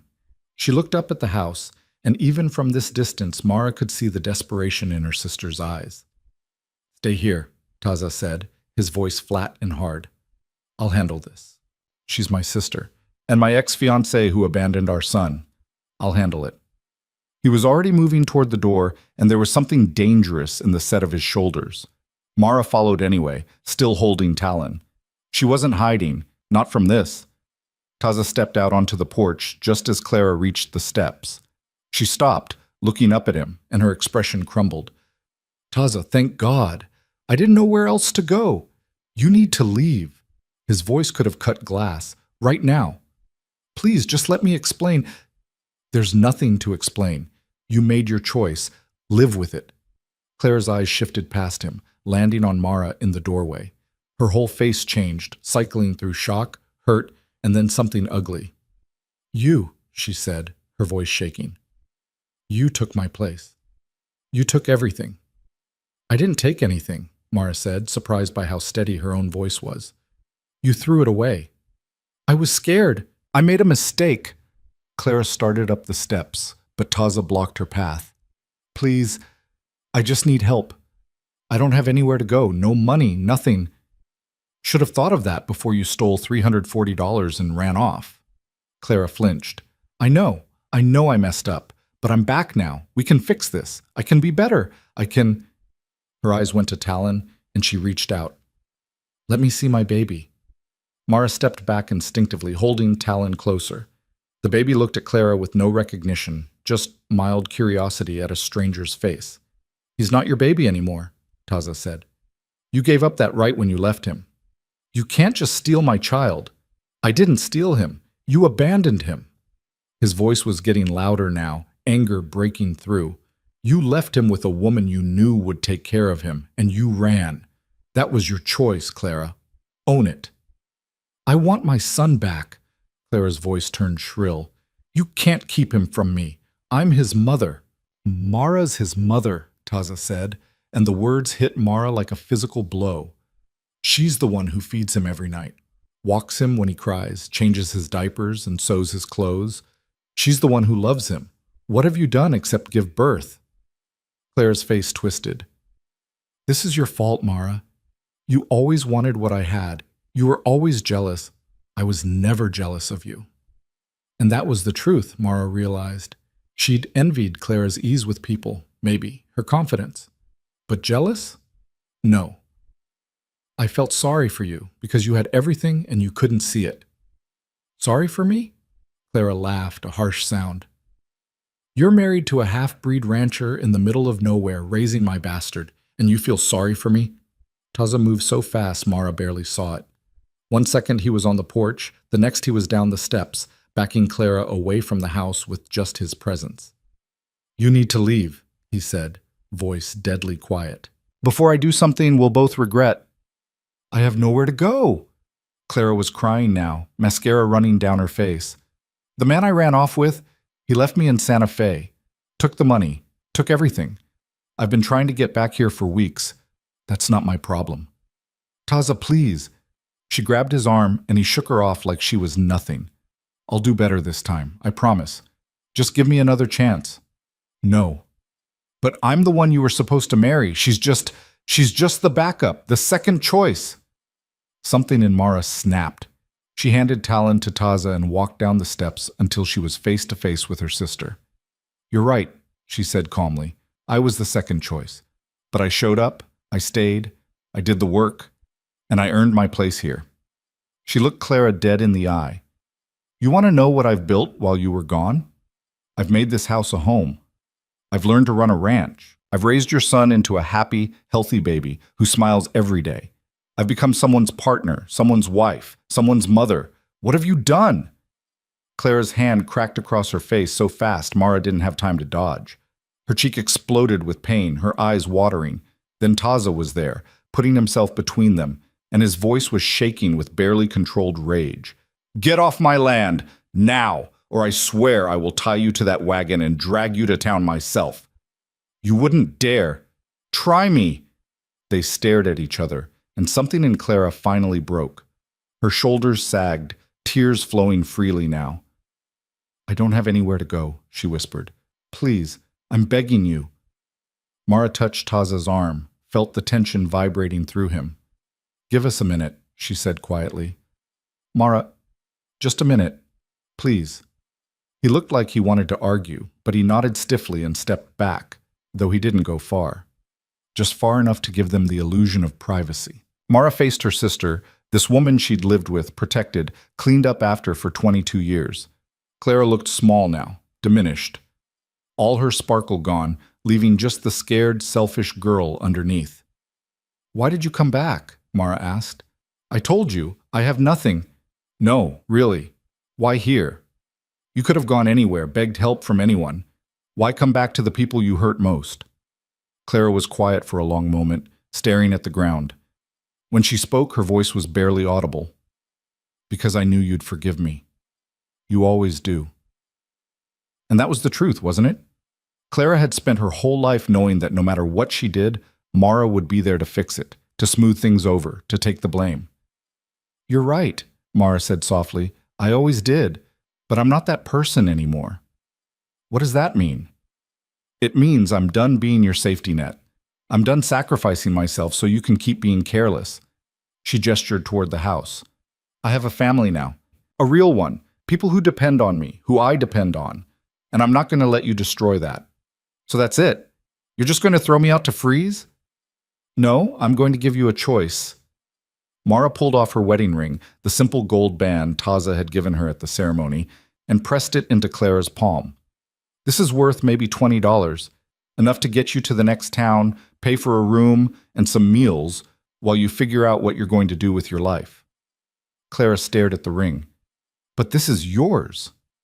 And I'm giving it to you. One last time. I'm helping you. But it's the last time, Clara. After this, we're done. You don't come back here.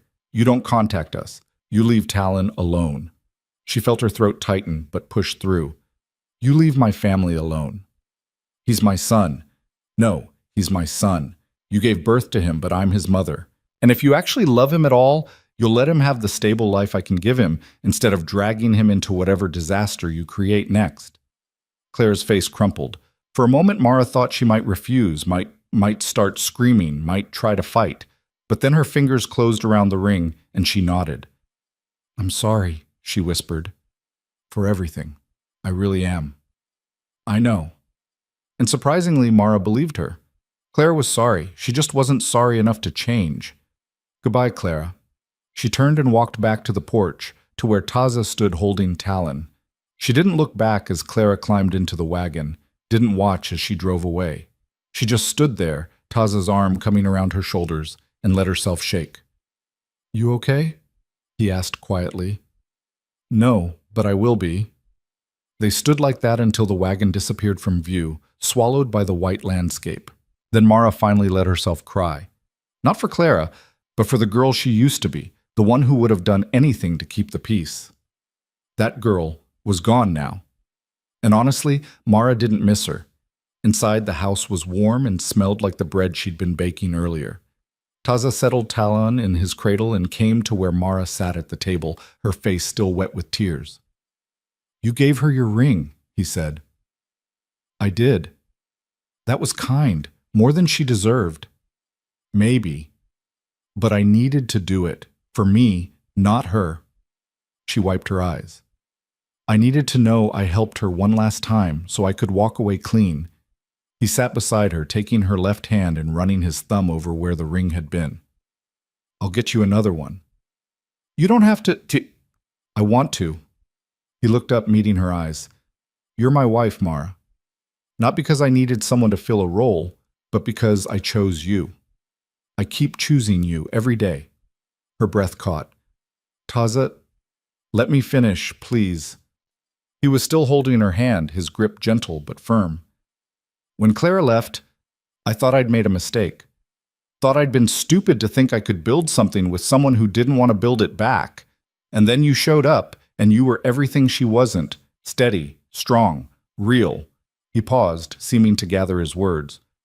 "I'm not good at this. Talking about feelings. But you need to know, what we have, it's not just convenience anymore. At least not for me." "What is it then?" Her voice came out barely above a whisper. "I don't know exactly. But it's important. You're important." His thumb traced circles on her palm. "And I want you to stay. Not because of Talon, not because we're legally married. Because I want you here. With me." The weight of what he was saying settled over her. This was a choice point, she realized. She could keep pretending this was just an arrangement, keep that safe distance. Or she could admit the truth, that somewhere along the way, she'd started wanting to be here too. "I'm already here," she said finally. "But do you want to be?" "Yes." The word came easier than she expected. "I do." His face transformed, a smile breaking through that she'd never seen before. It made him look younger, more open. "Yeah?" "Yeah." She found herself smiling back. "I know it's strange, we barely know each other, really, but I feel more at home here than I ever did in town. More myself, does that make sense?" Perfect sense. He stood, pulling her up with him, and for a moment they just stood there, close enough that she could count his heartbeats. "I'm going to kiss you now, if that's okay." Her heart hammered. "Okay." He leaned down slowly, giving her time to change her mind, to pull away. But she didn't. When his lips met hers, it was gentle, questioning, nothing like the perfunctory kiss at their wedding. This was real. This was them choosing each other. When they pulled apart, Mara felt dizzy. Her whole body warmed despite the cold outside. "That was," she started, "worth waiting for?" "I was going to say unexpected, but yeah, that too." He laughed, actual laughter, and pulled her closer. "We should probably talk about this, about what it means." "Later," she said, surprising herself. "Right now, I just want to—" A knock at the door interrupted whatever she was going to say. They both froze. "You think she came back?" Mara asked. "If she did, I'm not answering." But Taza went to the window, looked out, and frowned. "It's Mrs. Patterson, and she's got someone with her." Mara's stomach dropped. Mrs. Patterson never made social calls, especially not in winter. If she was here, something was wrong. Taza opened the door. Mrs. Patterson stood on the porch with a young man Mara didn't recognize, mid-20s maybe, well-dressed, with Clara's blue eyes. "Mrs. Patterson," Taza said carefully, "what brings you out here?" "I'm sorry to intrude, Mr. Nantan, but this young man arrived in town this morning asking after Clara Whitlock. Said he's her brother." The world tilted. Mara stared at the stranger, her mind racing. They didn't have a brother. It had always been just her and Clara after their parents died. "I don't understand," she said. "We don't have a brother." The young man stepped forward, removing his hat. "Half-brother, actually, Michael Whitlock. Our father had a family before he married your mother. I only found out about you two after he died." "That's not possible." He would have said, "Would he?" Michael's smile was sad. "From what I've learned about Robert Whitlock, keeping secrets was kind of his specialty." Mrs. Patterson touched Mara's arm. "I wanted to bring him out here myself, make sure he was legitimate before he just showed up. I've seen his papers, birth certificate, letters from your father. It appears to be true." Mara felt like the ground was falling away beneath her feet. A brother, a half-brother she'd never known about. What else had her father hidden? "I'm not here to cause trouble," Michael said quickly. "I just wanted to meet my sisters. I've been traveling for months trying to find you, but when I got to town they said Clara was, well, that she'd left, and you'd married." He looked at Taza. "Mr. Nantan, I presume." "That's right." Taza's hand found Mara's back again, steadying her. "You've got timing, Mr. Whitlock. Clara was here less than an hour ago." Michael's eyes widened. "She was? Where did she go?" "Away," Mara said firmly. "And she's not coming back." "I see." He looked between them, clearly trying to piece together what had happened. "Look, I know this is a lot. A stranger showing up claiming to be family, but I have information about your father's estate, about money he left behind." "What money?" Mara asked. "He died owing more than he owned." "In town, yes, but he had investments back east, property, things he never told anyone about." Michael pulled papers from his coat. "When I settled his affairs, I found accounts in both your names, about $2,000 for each of you." The number was so absurd Mara almost laughed. $2,000? They'd been scraping by, Clara stealing money for a new dress, and all along there was $2,000 somewhere? "Why are you just telling us now?" Taza asked, his voice suspicious. "Because I just found out about it 6 months ago, and I've been trying to locate you since. It's not easy tracking people down when they've moved." He looked at Mara. "I went to the store where you worked. They said you'd gotten married and moved out here. Took me 3 tries to get directions anyone would give a stranger." Mrs. Patterson nodded. "I verified his story with the bank in St. Louis. The money's real. The accounts are in Mara and Clara's names, waiting to be claimed." $2,000. Enough to expand the ranch, buy more cattle, make improvements. Enough to secure their future, give talent opportunities. Enough to change everything. "What about Clara? Mara asked. "She gets the same amount?" "Yes, though I'll need to find her to distribute it." Michael glanced around. "Do you know where she went?"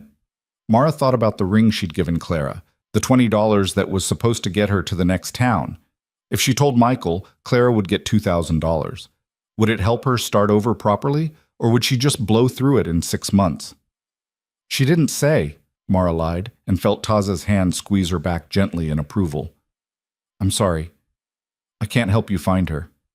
"Well, I'll keep looking. In the meantime, I can start the process of transferring your portion if you're willing to sign some papers." "I need to think about this," Mara said. "It's a lot to take in." "Of course. I'm staying at the boarding house in town for another week. You can find me there." He put his hat back on, nodded to them both. "It was good to meet you, Mara. I'm sorry it's under such strange circumstances." After he and Mrs. Patterson left, Mara and Taza stood in the quiet house, trying to process what had just happened. "That was unexpected," Taza said finally. "That's one word for it." Mara sank into a chair. "A brother. Money. In the span of an hour, my whole understanding of my family just got rewritten." "You believe him?" "I don't know. Mrs. Patterson seemed to, and she's usually a good judge of character." She rubbed her temples. $2,000, Taza. That's more money than I ever thought I'd see in my life. It's yours. You can do whatever you want with it. Ours, she corrected. We're married. It belongs to both of us. That's not how it works legally. I don't care how it works legally. I care about what's right. She looked up at him. You've given me a home, a family, a life. If this money is real, we split it. Use it for the ranch, for Talon's future, together. He crouched in front of her chair, taking both her hands. You don't owe me anything, Mara. I married you because I wanted to, not because I expected payment. I know, but I want to share this with you, the same way you've shared everything with me. She squeezed his hands. Partners, remember, that goes both ways. His expression softened. Partners. So we'll go to town next week, sign the papers, figure out what to do with the money. She took a shaky breath. And maybe get me a new ring while we're at it. Deal. He stood, pulling her up with him. But right now, I think we should just sit for a while. It's been a hell of a day. They settled on the sofa, Mara tucked against Taza's side in a way that would have seemed impossible just hours ago. Talon slept peacefully in his cradle, unaware of all the drama swirling around him. Do you think Clara will be okay? Mara asked quietly. I don't know. Maybe. She's got the ring money, and if Michael finds her, she'll have more. She'll survive. But will she be happy? That's up to her. He pressed a kiss to her temple. You can't fix her, Mara. You never could. She has to want to fix herself. He was right. She'd spent so many years trying to save Clara from herself, and all it had done was enable the worst parts of her sister's nature. Sometimes the kindest thing you could do was step back and let someone face their own consequences. I hope she figures it out, Mara said, for her sake. You're a better person than I am. I mostly just hope she stays away. Mara almost laughed. That too. They sat in comfortable silence as afternoon faded to evening. Outside, snow started falling again, covering Clara's wagon tracks, erasing the evidence that she'd ever been here. And inside, for the first time since that chaotic wedding day, Mara felt completely certain about where she was supposed to be. Not by default, not by obligation, by choice. The week after Clara left felt strange, like waiting for the other shoe to drop. Mara kept expecting her sister to come back, to cause more trouble, to refuse to stay gone. But the days passed quietly, the snow deepened, and Clara remained absent. Michael Whitlock, on the other hand, became a regular visitor. He rode out to the ranch 3 days after their first meeting, this time alone, carrying a leather satchel full of documents. Mara invited him in, though Taza watched him with the wariness of a man who'd learned not to trust easily. I know this is all overwhelming, Michael said, spreading papers across their kitchen table. But I wanted to show you everything I have. Proof that I'm who I say I am, and that the money's legitimate. Mara studied the documents. A birth certificate showing Michael Robert Whitlock, born in 1848 to Robert Whitlock and Margaret Hayes. Letters in her father's handwriting talking about a son back east, asking Margaret to keep the boy's existence quiet. Bank statements showing regular deposits to accounts in Mara and Clara's names, starting the year their mother died. He was sending money the whole time, Mara said, her voice hollow. While we were scraping by, barely making rent, he was putting money aside. I think he felt guilty, Michael offered, about the whole situation, about leaving my mother for yours, about having daughters he couldn't quite figure out how to take care of. So he threw money at the problem instead of actually being present. Taza's voice was hard. That's not parenting. No, Michael agreed. It's not. But it's what we got. Mara pushed the papers away, suddenly exhausted. Her father had been a ghost even when he was alive, distant, distracted, always working or drinking or finding excuses to be anywhere but home. She'd accepted that, built her life around his absence. But to learn he'd had a whole other family, that he'd been capable of caring enough to provide even if he couldn't show up, it made his neglect of her and Clara feel more deliberate, more personal. I need air, she said, standing abruptly. Excuse me. She walked out onto the porch, pulling her shawl tight against the cold. Behind her, she heard Michael say something and Taza respond, but the words were lost to the wind. The door opened a minute later. Taza came to stand beside her, not touching, just present. You okay? I don't know what I am. She stared out at the white expanse. I thought I'd made peace with my father being a terrible parent. But this, knowing he was capable of planning for our future, just not capable of being there for our present, it hurts differently. Yeah, it would. He leaned against the porch railing. But you know what? You turned out better than you had any right to, given what you had to work with. Did I? Or did I just learn to be invisible so I wouldn't be a burden? There's nothing invisible about you, Mara. Not anymore. He turned to look at her. You're the strongest person I know, and you didn't need him to become that. You did it on your own. She wanted to believe him. Some days she almost did. Michael seems genuine, she said, changing the subject. I don't think he's trying to cheat us. No, he seems honest. Probably got that from his mother. Taza glanced back at the house. Question is, what do you want to do about the money? I meant what I said before. It goes toward the ranch. Toward our future. Your future, you mean?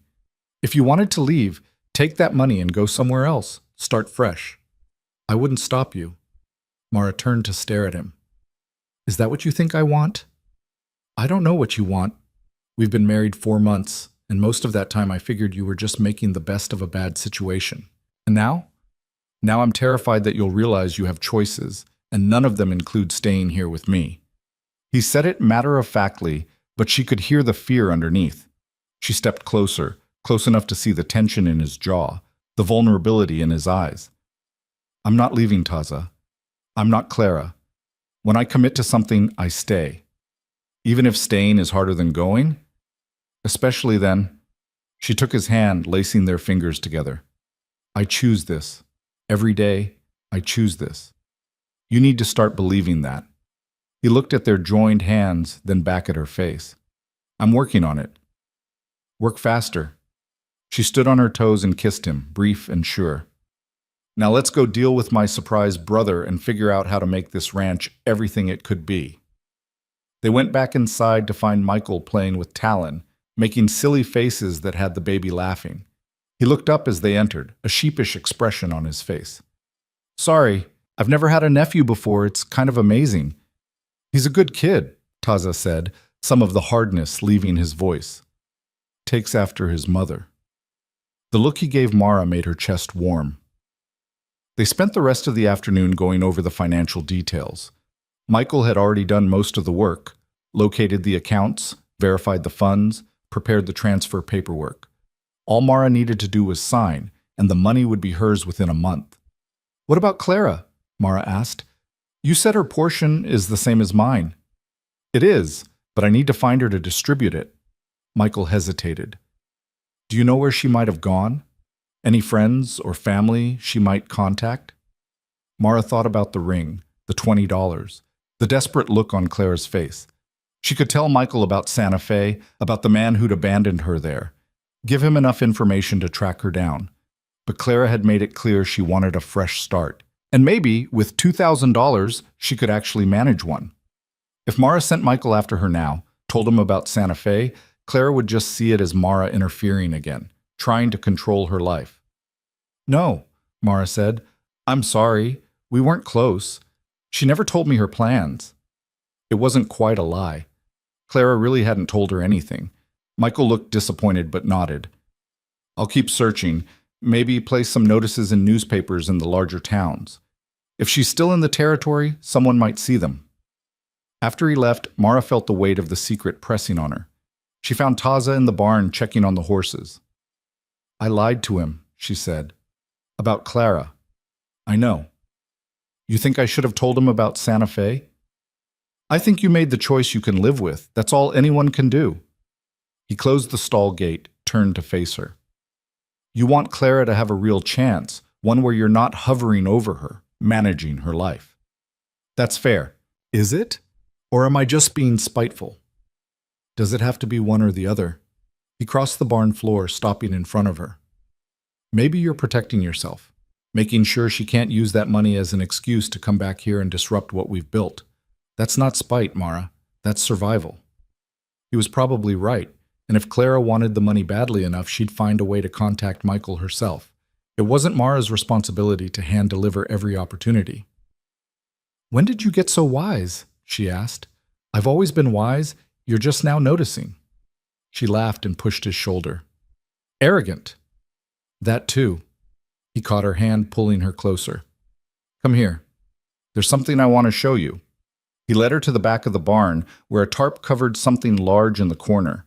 He pulled it back, revealing wood, pieces of furniture in various stages of construction. What is this? A crib, a real one, bigger than that cradle. Talon's getting too big for it anyway. He ran his hand over the smoothly sanded wood. And that's a bed frame.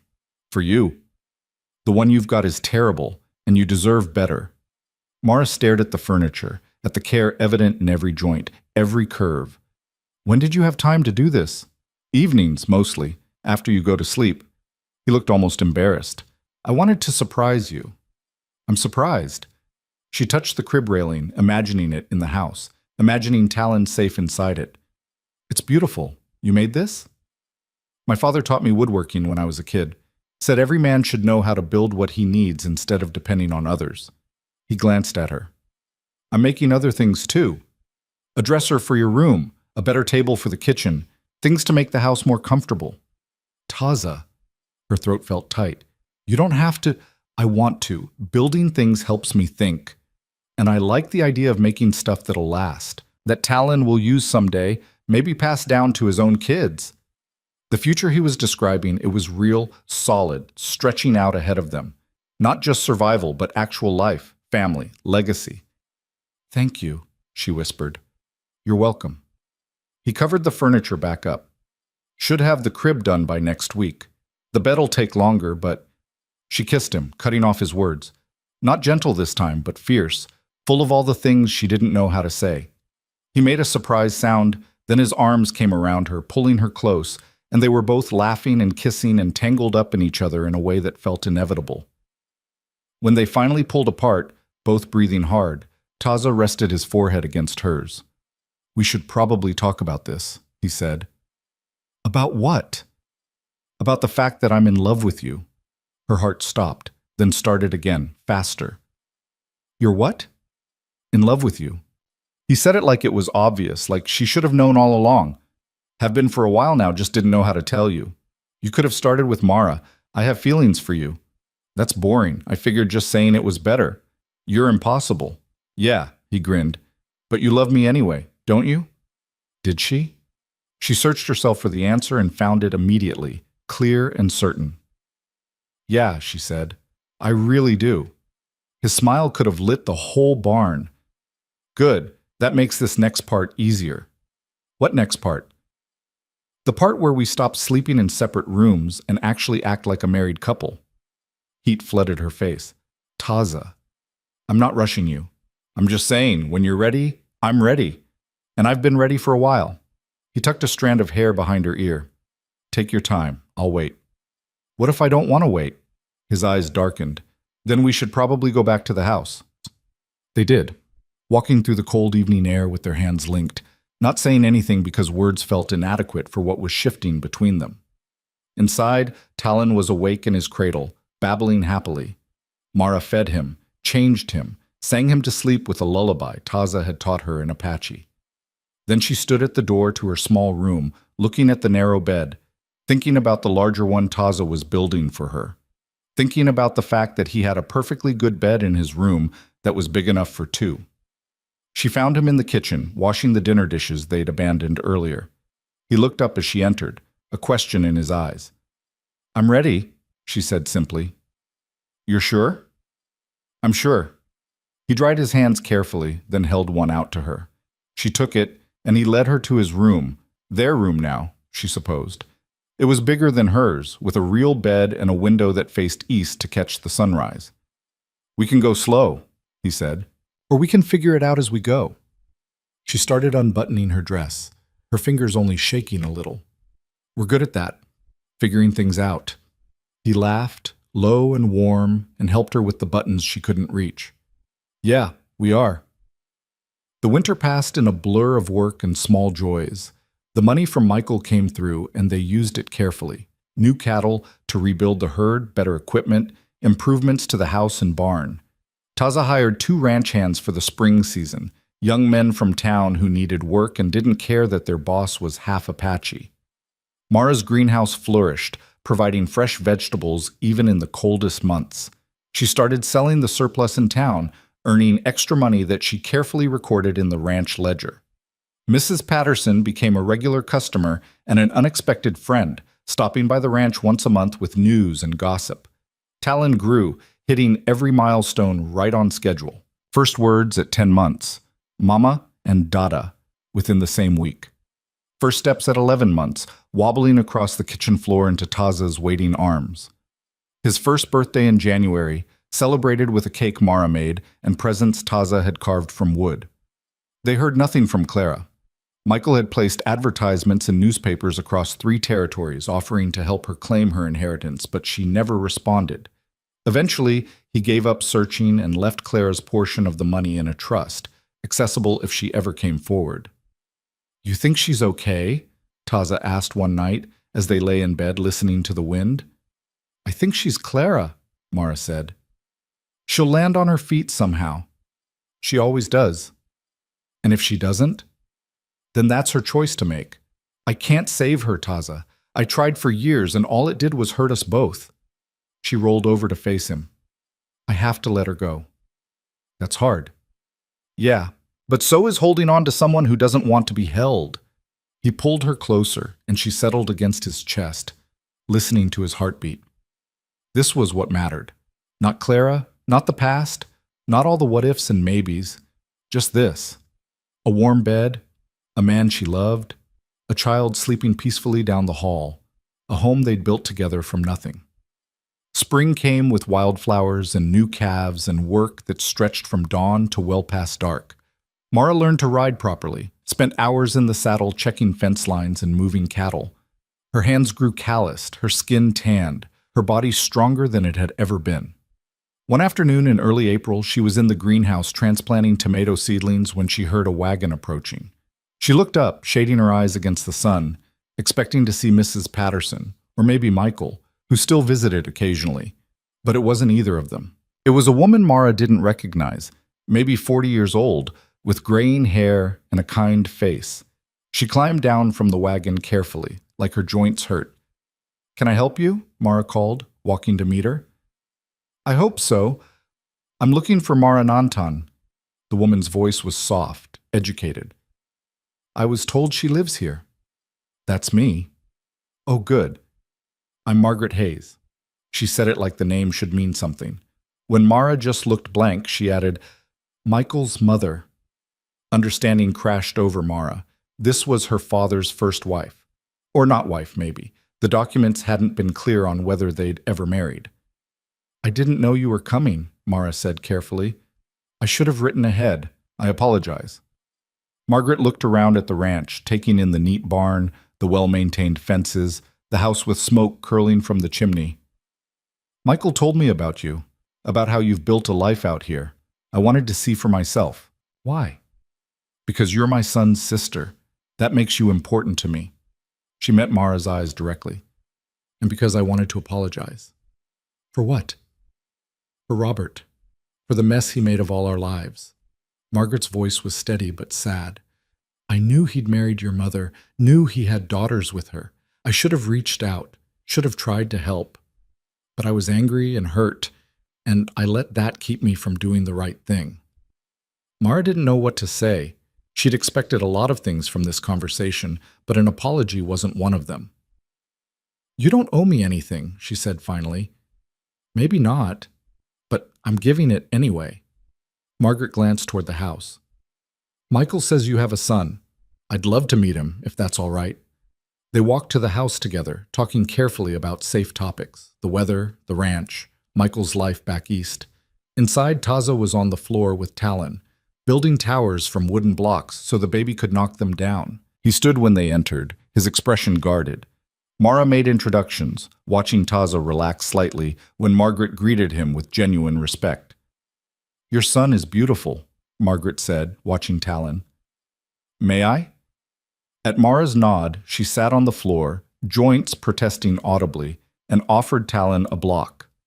He took it, studied her seriously for a moment, then smiled and babbled something incomprehensible. "He likes you," Mara said. "Children usually do. I raised 4 of them. Michael and 3 daughters, all grown now, scattered across the country. Margaret helped Talon stack 2 blocks.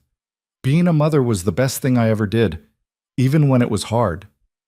Something in her tone made Mara ask, "Was it hard with Michael?" "Sometimes, raising him alone, people judging me for having a child out of wedlock. But I'd do it again in a heartbeat." She looked up at Mara. "Michael told me about your sister, about what happened at the wedding. That must have been difficult." "It was, but it worked out." Mara felt Taza's hand on her shoulder, steady and warm. Better than it would have, probably. Life's funny that way. The things that seem like disasters in the moment often turn out to be blessings. They talked for another hour, easier now, finding common ground. Margaret told stories about Michael as a child, about Robert's rare visits and rarer moments of genuine fatherhood. She didn't excuse his behavior, didn't try to make him into something he wasn't. Just presented the facts and let Mara draw her own conclusions. When Margaret stood to leave, she hugged Mara, brief but genuine. "You have my address if you ever want to write or visit. Michael would love to know his nephew properly." "I'd like that," Mara said, surprised to find she meant it.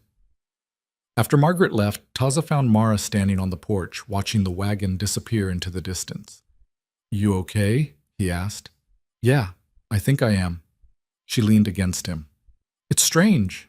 I spent so many years angry at my father for not being there, and now I'm meeting all these people who knew him differently, who he was different with. It doesn't change what he did to me and Clara, but it makes it less personal somehow. He was just a flawed man doing the best he could." "Which wasn't very good." "No," Taza agreed, "but you turned out fine despite him. That's what matters." She thought about that as spring turned to summer, as the ranch prospered and Talon grew, and their life together became more solid, more real. She'd spent so much of her life defined by what she lacked: a present father, a caring sister, a clear place in the world. But she'd built something anyway. Not despite those lacks, but almost because of them. She'd learned to be strong because she'd had to be. Learned to be resourceful, independent, unwilling to quit.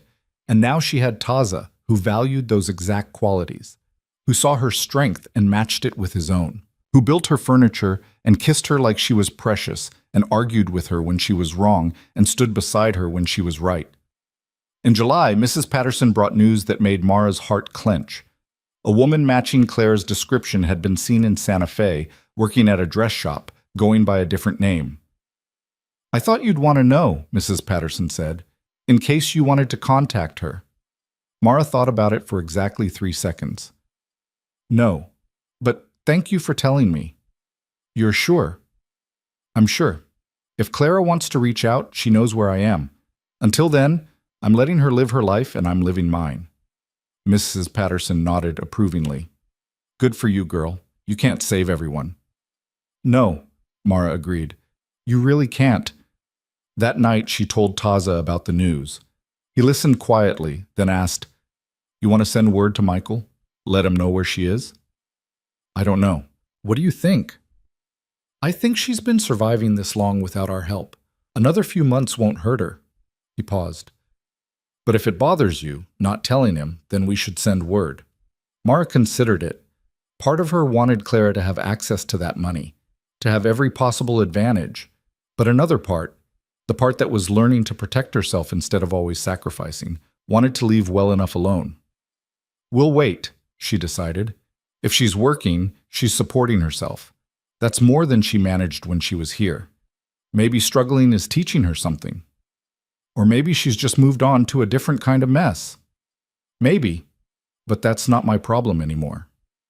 It felt good to say it, to mean it. August brought scorching heat and a drought that had everyone worried. But Taza had planned ahead, rotating pastures carefully, ensuring the cattle had access to the spring that never ran dry. Other ranchers weren't so lucky, and Taza spent several days helping neighbors move their herds to better water sources. "You didn't have to do that," Mara said when he came home exhausted. "They're your competition. They're my neighbors, and when I needed help during the sickness, some of them showed up. You help people when you can. That's how communities survive." She loved him more for that, for seeing the bigger picture, for understanding that success didn't mean others had to fail. In September, Michael rode out with news that changed everything. I found her, he said, spreading out papers on their table. Clara, she's in Santa Fe, like you heard, working at a dress shop, living in a boarding house. She's using the name Claire Worth. Mara's chest tightened. How did you find her? I hired a detective, someone who specializes in locating people who don't want to be found. He looked apologetic. I know you said you didn't know where she was, but I had a hunch about Santa Fe based on some things Mrs. Patterson mentioned. I'm sorry if I overstepped. It's fine. The money's hers legally. She has a right to claim it. Mara kept her voice level. Did you contact her? I did. Sent a letter through the dress shop. She wrote back. He pulled out an envelope, Claire's handwriting unmistakable. She wants the money. Asked me to handle the transfer without involving you. Said it would be easier that way. Of course she did. One last slap, one final way to say that Mara was irrelevant to her life. Then do it, Mara said. Give her the money. Close out the accounts. I'm done. Mara, Taza started. No, it's fine. I am done, Taza. She made her choice. I'm making mine. She looked at Michael. However you need to handle this, do it. I'll sign whatever papers you need, but I don't want to see or talk to her or know anything about what she does with the money. Can you manage that? I can. Michael's expression was sympathetic. I'm sorry, I know this must be hard. It was hard the first time she abandoned me. This is just confirmation that nothing's changed. Mara stood. If you'll excuse me, I need to check on Talon. She escaped to the bedroom where Talon was napping in his beautiful new crib. She stood there watching him sleep until Taza came in behind her. You all right? He asked quietly. I will be. I just need a minute. He wrapped his arms around her from behind, resting his chin on her shoulder. She doesn't deserve you. Never did. I know. And you're better off without her constantly disappointing you. I know that too. Then why are you crying? She reached up to touch her face, surprised to find it wet. Because even though I'm better off, even though I know she's poison, part of me still wishes things were different. Still wishes I had a sister who actually cared about me. You do have people who care about you. Me, Talon, Mrs. Patterson, Michael and his mother. We're your family, now. I know. She turned in his arms, burying her face against his chest. I know. And I'm grateful.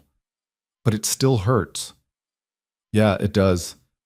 He held her while she cried, not trying to fix it or minimize it, just being present. When she finally pulled back, wiping her eyes, he kissed her forehead. Better? Getting there. Good, because Talon's waking up, and he's going to need you. She looked over to see Talon stirring, his little face scrunching up in pre-cry mode. She went to him, lifting him up, breathing in his baby smell. Hey, little man, did you have a good nap? He grabbed her hair, yanking hard enough to hurt. She laughed and untangled his fingers. We need to teach you gentle, she said, before you're big enough to actually hurt someone. He's got your determination, Taza said from the doorway. Once he grabs something, he doesn't let go. Is that a good thing? With the right person? Yeah, it's the best thing. Michael stayed for dinner, then headed back to town with Mara's signed authorization to transfer Claire's money. After he left, Mara and Taza sat on the porch, watching the sunset paint the sky in impossible colors. You think we'll ever hear from her again? Taza asked. Probably not. Unless she needs something.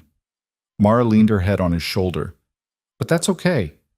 I have everything I need right here. Everything?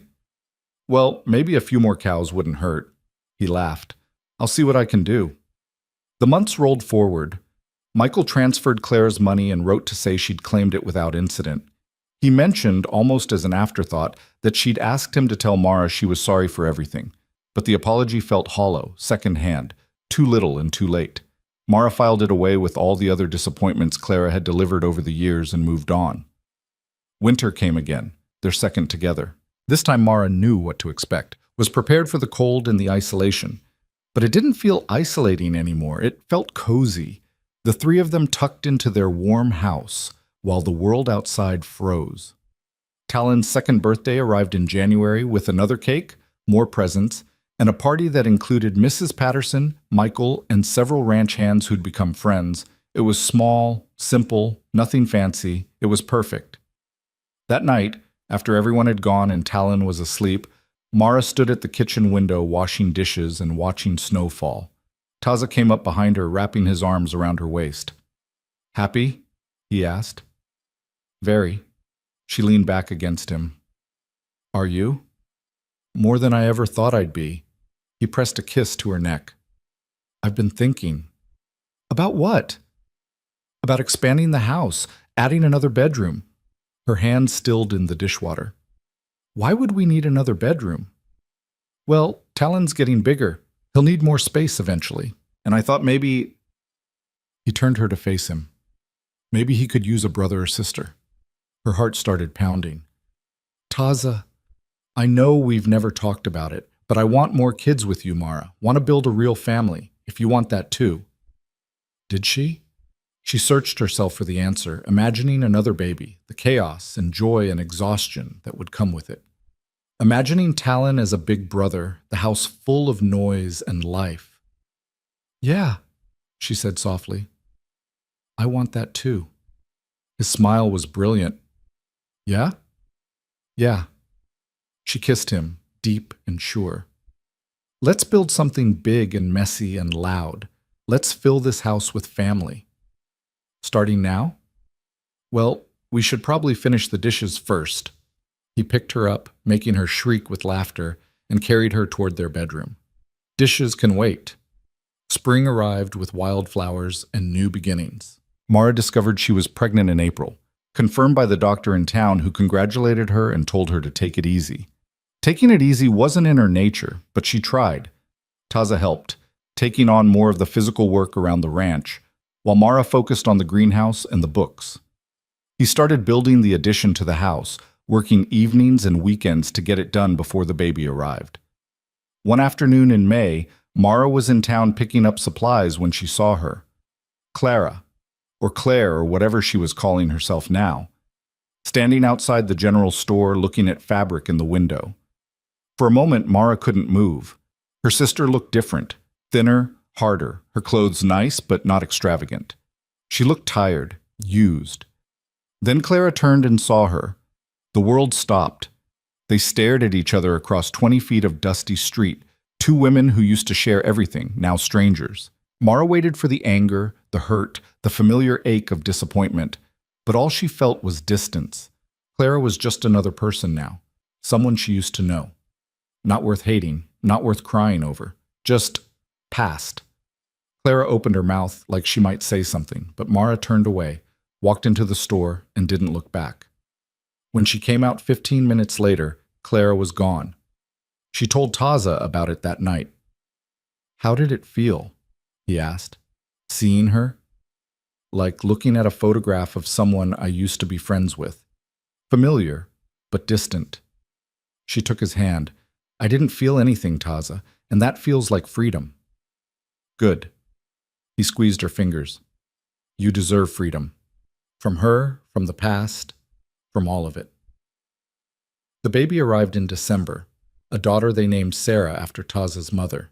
She had Mara's light eyes and Taza's dark hair, and she screamed like she was furious at the world. "She's perfect," Mara whispered, exhausted and euphoric. "She's loud," Taza said, but he was smiling. "Takes after her mother." Talon was fascinated by his new sister, wanting to touch her constantly, bringing her his favorite toys. He was gentle with her in a way that made Mara's heart ache. "Good brother," she told him. "You're such a good brother." They settled into new rhythms, harder than before but somehow richer. 2 children, a thriving ranch, a home they'd built from nothing. Some days Mara could barely keep her eyes open, exhaustion pulling at her bones. But even on the hardest days, she was happy. She was home. The years unfolded. Sarah grew into a wild, fearless child who climbed everything and feared nothing. Talon became quieter, more thoughtful, already showing signs of his father's intensity and his mother's determination. They fought and laughed and played, filling the house with noise exactly like Mara had wanted. The ranch prospered. Taza hired more hands, expanded the herd, built a reputation for quality cattle and fair dealing. Mara's greenhouse became locally famous. her vegetables sought after in 3 towns. She started teaching other women how to grow year-round, sharing her knowledge freely. They heard nothing more from Clara. Occasionally someone would mention seeing her in Santa Fe and Albuquerque, always working some job, always alone. Mara stopped asking. It didn't matter anymore where Clara was or what she was doing. Michael became a regular part of their lives, visiting several times a year, bringing gifts for the children and news from back east. He never married, seemed content with his bachelor life and his work, but he loved being Uncle Michael, and the children adored him. Margaret visited too, less often, but always welcome. She and Mara developed an unlikely friendship, writing letters back and forth about children and gardens and the small joys of daily life. 5 years after that chaotic wedding, Mara stood on the porch of her home, watching Talon and Sarah chase chickens in the yard. The house had grown, 2 more bedrooms, a proper parlor, a bigger kitchen. The barn had been rebuilt, twice as large as before. The greenhouse now had a partner structure on the other side of the house. Everything looked different. Everything looked right. Taza came up behind her, sliding his arms around her waist, and she leaned back against him with the ease of long practice. "You thinking about her?" he asked. He didn't need to specify who. "No, I was thinking about us, about how far we've come." "We've come pretty far. From strangers at a ruined wedding to this." She gestured at the ranch, the children, the life they'd built. "It's more than I ever imagined." "You regret any of it?" "Not even a little." She turned in his arms, looking up at his face. It was more weathered now, lines around his eyes from squinting into the sun, but still the face that had chosen her when she needed choosing most. "I love you." "I love you too." He kissed her, familiar and sweet. "Even when you're bossy." "Especially when I'm bossy." "Especially then," he agreed. Sarah shrieked with laughter as she caught one of the chickens, and Talon whooped encouragement. The sound was pure joy, uninhibited and bright. "We should probably rescue those chickens," Mara said. "Probably." But neither of them moved. They just stood there, wrapped in each other, watching their children play in the yard of the home they'd made. This was what mattered, not where they'd started or what they'd lost along the way. Just this. The family they'd chosen, the life they'd built, the love they'd forged from necessity and made real through choice. Somewhere, maybe Clara was finding her own version of peace. Mara hoped so, genuinely. But it didn't matter either way. Clara's happiness or unhappiness wasn't Mara's responsibility anymore. Her responsibility was here. These children, this man, this land.